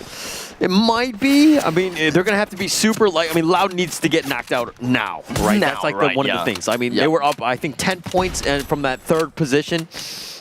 Which is very vulnerable to start, but I mean, who knows what's going to happen with 5 teams remaining, not a whole lot of, area, so to speak, in terms of where you need to go. That circle is going to close, and the Brigade looks to be the end of where this is going to end, but HQ kind of maybe in a skirmish with Loud coming up. As HQ, they are still the kill leaders at this point of time. I believe that they have a total of 6 kills. So SNG, they are not too far off from the total kills that HQ have. So they are still pretty much neck and neck, except for the fact that at the conclusion of round number 5, the well, score disparity is just 3 points. So they gotta have to work something out over here. I suspect and I see a little bit of a tiny little grenade being tossed all over and lobbing all around. The only thing that is helping Moskin is these small 2 little crates. Is it enough to get himself away from all of that? Really good shots coming in now with his AUG. This man is on fire! As he manages to get a really good shot down onto Moskin, but Artemis is the one that got the final shot in. And of course, a total of 8 kills for HQ Esports. While we are looking at Singularity, Katarov and Merz, these 2 members are the last men remaining, or makes that Merz the last man remaining, because it does seem like First Raider. They are just bullying Singularity right out of this map, and Merz, what can he possibly do? We snap back over to the northern side of the circle. We're gonna be looking at Neo now, whipping and rocking with his AUG. He suspects and he sees Funky M together with his rest of the team. They're just gonna be jumping right into the center of the circle, ensuring and pushing everyone else out of this current circle, because their opponent is just 2 members from First Raiders, 1 member from Loud, 1 member from Viceroy. And speaking of Viceroy, where are you, Janido? Where are you? All the way in the southern part of the island. Loud has been eliminated, and Viceroy, they are still somewhere around, you know. He's still alive. They can still get themselves that 3 points, or not 3 points, the 3rd place, but it doesn't really matter because they can't get themselves to the 1st, 2nd, or even 3rd point. This is all on to HQ. HQ, they gotta get a kill on the Joker, right? So it should be an easy one as FR get themselves down to 3rd place. It's gonna be left with Viceroy, the last man remaining. Can you imagine it? It will be absolutely insane if Viceroy actually managed to clutch this out by clearing every single 3 map. But Neo now with 8 kills. I think that this oh my gosh, 2 of them have just been eliminated from HQ. Last down to the last one. It looks like Janito is going to look to just turn this around. BX gets eliminated. And that's a triple kill going the way of Artemis. And HQ turned it up, and they were like, hey, our tournament life is at stake. What do we do? Booyah! There we go. A big booyah over to the side of HQ Esports for game number 6.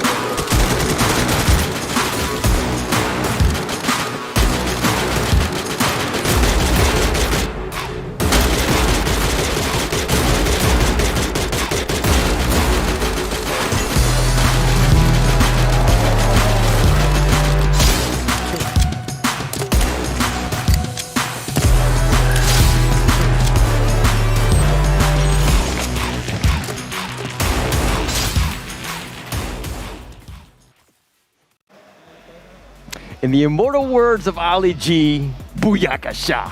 Respect. HQ Esports turned it up, wins it out, gets them pretty much guaranteed top 3 at this point. What a great showing by HQ Esports. Well, we're gonna have to see the scoreboards in order to finalize everything, but one thing that is finalized is the fact that we do have the ROG phone and ROG headsets that all of these players are rocking in their very games here in the play-ins as well as the finals. So really big thank you over to ROG as they are the official gaming gear for the FFWS 2021. Yeah, and so we're going to see the exact standings and how things played out. I think Loud are guaranteed in first. They look to be in as well. I'm thinking it's gonna. I mean, it's got to be HQ Esports. Yeah, it's gotta be right? HQ. Like those top 3. So we're gonna just get the little mice in the hamster wheel, just calculating all the scores. That's gonna be coming up soon. But we just saw 6 great matches to play in, and unfortunately, teams had to go home. We had 9 teams coming into this one. 3 of them are going to move on. 6 of them, unfortunately, are going to go home. Yeah, so it's really sad for those teams that, well, wasn't able to make it a cut. Cough, Visorar, I was... that guy. Yeah. You know what? It's okay. Come back another day, and I really hope that they will be able to do well in the next qualifiers or perhaps even the next tournament And itself. you just cursed him in the next one. Keep on going. Keep on just dipping a grade. You know what? The casters jinx, the casters curse. It's for real. So you know what? If you want to win, don't ever win my support. But you know what? With that all said and done, ladies and gentlemen, we have went through every single one of the games today. First game number 1, all the way to game number 6 for the Free Fire World Series play-ins. And like you have said, everyone will go home except for 3 teams, which we will see again this coming Sunday. Yeah, and I mean, it's big props to them. But the other 6 teams are going to get money, 50,000 to 40,000, some sort of breakdown in terms of those top, well, the mid-tier 3 and the bottom 3, 50,000 to 40,000 in USD. So that's massive money for those guys. It's going to be great for them to just continue to move on. But at the end of the day, I think more than the prize money, I said it before, but it's about the lessons learned, right? Yep. So let's go into the actual standings of that one. HQ Esports with that 25 points and 13 kills. Oh God, HQ Esports. I don't know if whether they managed to push anyone down. I don't think so, because Loud and First Raiders, I mean second and third, it doesn't really make sense. No one will be flushed out of the top 3, and the top 3 will stay as it is. I don't know, but we shall see. We shall finalize it in a while later. But once again, HQ Esports with a total of 25 points to their name. First Raiders with 15 points to their name, and Loud with a total of 11, followed by Singularity with 10. Visorar with 10 as well, DAA 6, God's Plan 5, New Gang 3, and Attack All Around 2. I really want to see the kills. I think that's going to be the biggest differential in terms of how this one's going to play out. I think that, in terms of the standings, what's going to happen, and here we go. First Raiders, first place. Loud second. HQ Esports, congratulations to the top 3. They're going to move on. Singularity, go home. Sorry. DEA, God's Plan, Visorar, Attack All Around, and of course, New Gang. Yep, my power rankings has been faulted. I absolutely did not see this happening at all. Who called it? This guy. Take my seat, man. Take my seat. Sit down. Sit down. Well, to be honest, I think HQ Esports, that was a little bit of a surprise for me. There was like a little, fight for third. I wasn't really sure. I think I was high on Singularity as well. We see this, but Neo now turns it up. 8 kills. I agree with this. Oh my! You don't get to agree with somebody who had 8 kills. That's like, what? He had an amazing game. You're like, I agree with it. What? That doesn't even make sense. Neo now turned it up like mad props for this guy. He was like, I'm gonna take this team, carry him on my back. Artemis picked up as well. Ambrock just finishing strong. He was a high fragger throughout today as well. Yeah, now his name has been like blaring throughout the entirety of the play-ins, and without a doubt, this man has got what it takes to be one of the next individuals that are, massively, well, maybe the next Nobru, or maybe, now himself, Don't be the next Nobru. Don't be the next Nobru. Be who you are. Yeah. He is going to be the Neo now. Yeah. No, I mean, right now is when we need Neo now. Oh, sorry, I'm here with the dad jokes. Nonetheless, we're going to see them. Congratulations as they move on. I'm so hyped to see the finals, which are going to happen on Sunday. Whew. There's going to be 12 teams, so there's going to be more teams involved. More teams! The top, the winners that went on, and we're going to move in. I mean, just so much is potential, and we're going to see, again, just a bunch of fireworks because it's going to be action-packed, especially in going on Sunday. And once again, to make things official and to kind of set everything in stone, congratulations over to First Raiders Loud and of course HQ Esports as they have managed to complete and compete in the play-ins, and they are they are advancing into the finals, which will start on the May 30th. It's going to be Sunday. It's coming up. Sunday. This is the big one. We're going to see all 12 teams that are going to be coming. I'm super hyped. Again, I've been on this Loud Fluxo train, but who did you like going in? You know what? I want to hear your predictions now so we can be like, hey, you're my wrong. previous power rankings, right? My previous power rankings, I do have Silence all the way at the top. Oh, really? Yep. So Silence, don't pull a Singularity or a Vice Aurora. My ego is at the lowest ends because this guy is just smirking at me. Even though he's got a mask and all, I know that he's just smirking at me. You and can just see it like, in my eyes. But you know what? No pressure to all these teams. I look forward to Sunday. I look forward to 2 days from now, and so should you. So make sure you check us right in again on Sunday, and don't make sure you guys watch all these because the Sunday games, they are going to be very big. They're going to be very, very important as well. They're going to be important and as well, and they're going to find you at Such Abstract on social media. Please do give them a like and follow. You can find me at Holler TV. Holler TV. And that's it. Thank you so much for tuning into the play-ins. We'll catch you guys next time on the Grand Finals, which is going to happen May 30th, Sunday. We will see you there. Abstract and I will be there, and see you then.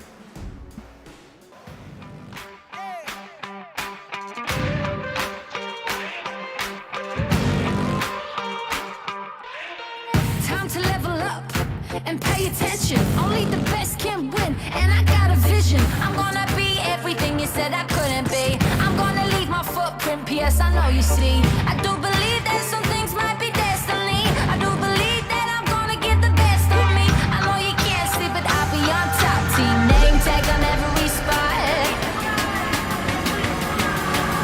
I'm going in, all in, everything on the line. Everyone wants to shine. I'm going in, all in. I got my crew right behind, and we would die for the win. One time we gon' level up, 2 times we ain't gonna stop, 3 times like a loaded and we're ready to hunt. Yeah, it's all said and done, you better run. In a battle, I'm sharp, I'm a rebel, I'm hunt, I'ma shoot the skies. Yeah, we're fighting for that one cause, one team, one dream, shoot the stars. In a battle, I'm sharp, I'm a rebel, I'm hunt, I'ma shoot the stars. Yeah, are you ready for the battle? You know we won't stop.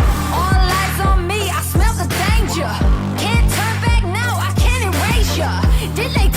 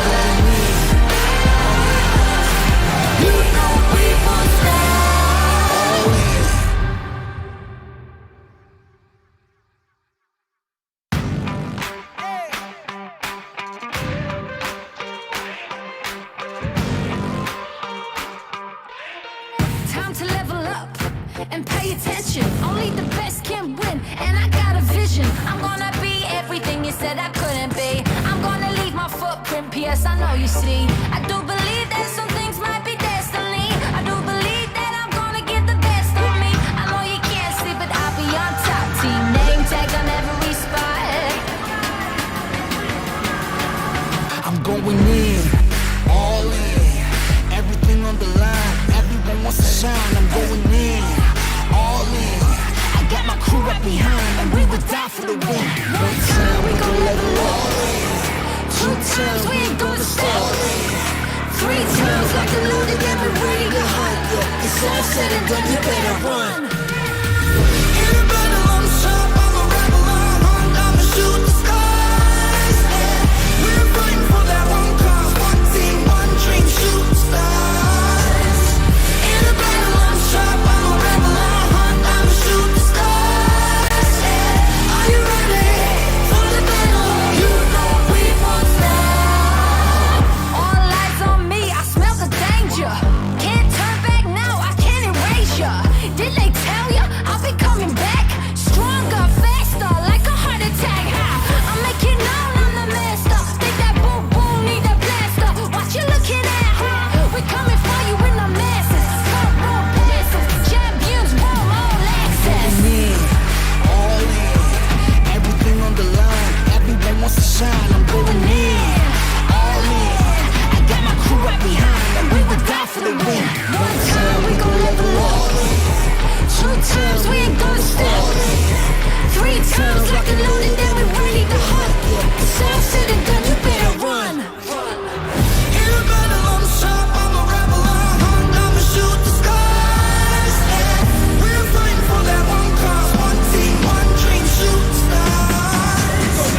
In a battle, I'm sharp, I'm a rebel, I'm hunt, I'ma shoot the stars. Yeah, are you ready for the battle? You know we won't stop.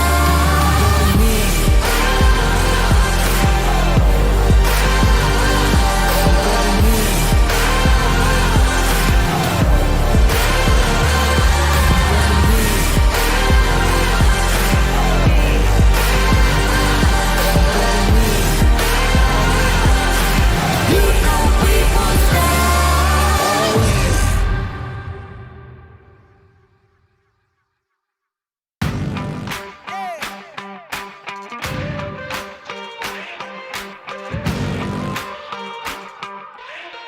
Time to level up and pay attention. Only the best can win, and I got a vision. I'm gonna be everything you said I couldn't be. I'm gonna leave my footprint, P.S. I know you see.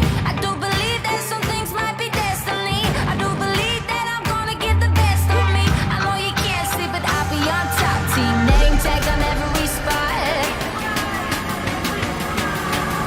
I'm going in, all in, everything on the line. Everyone wants to shine. I'm going in, all in.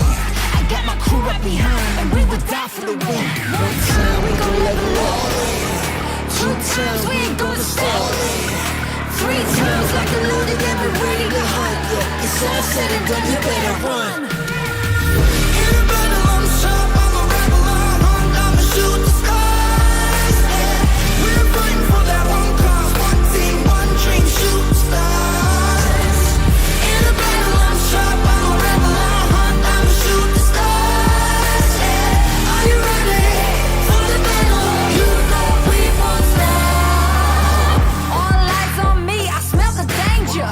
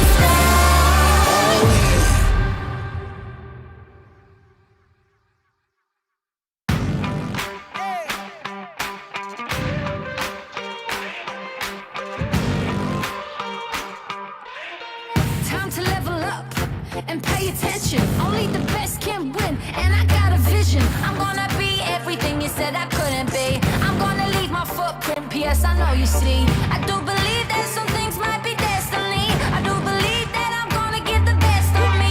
I know you can't see, but I'll be on top. Team name tag on every spot.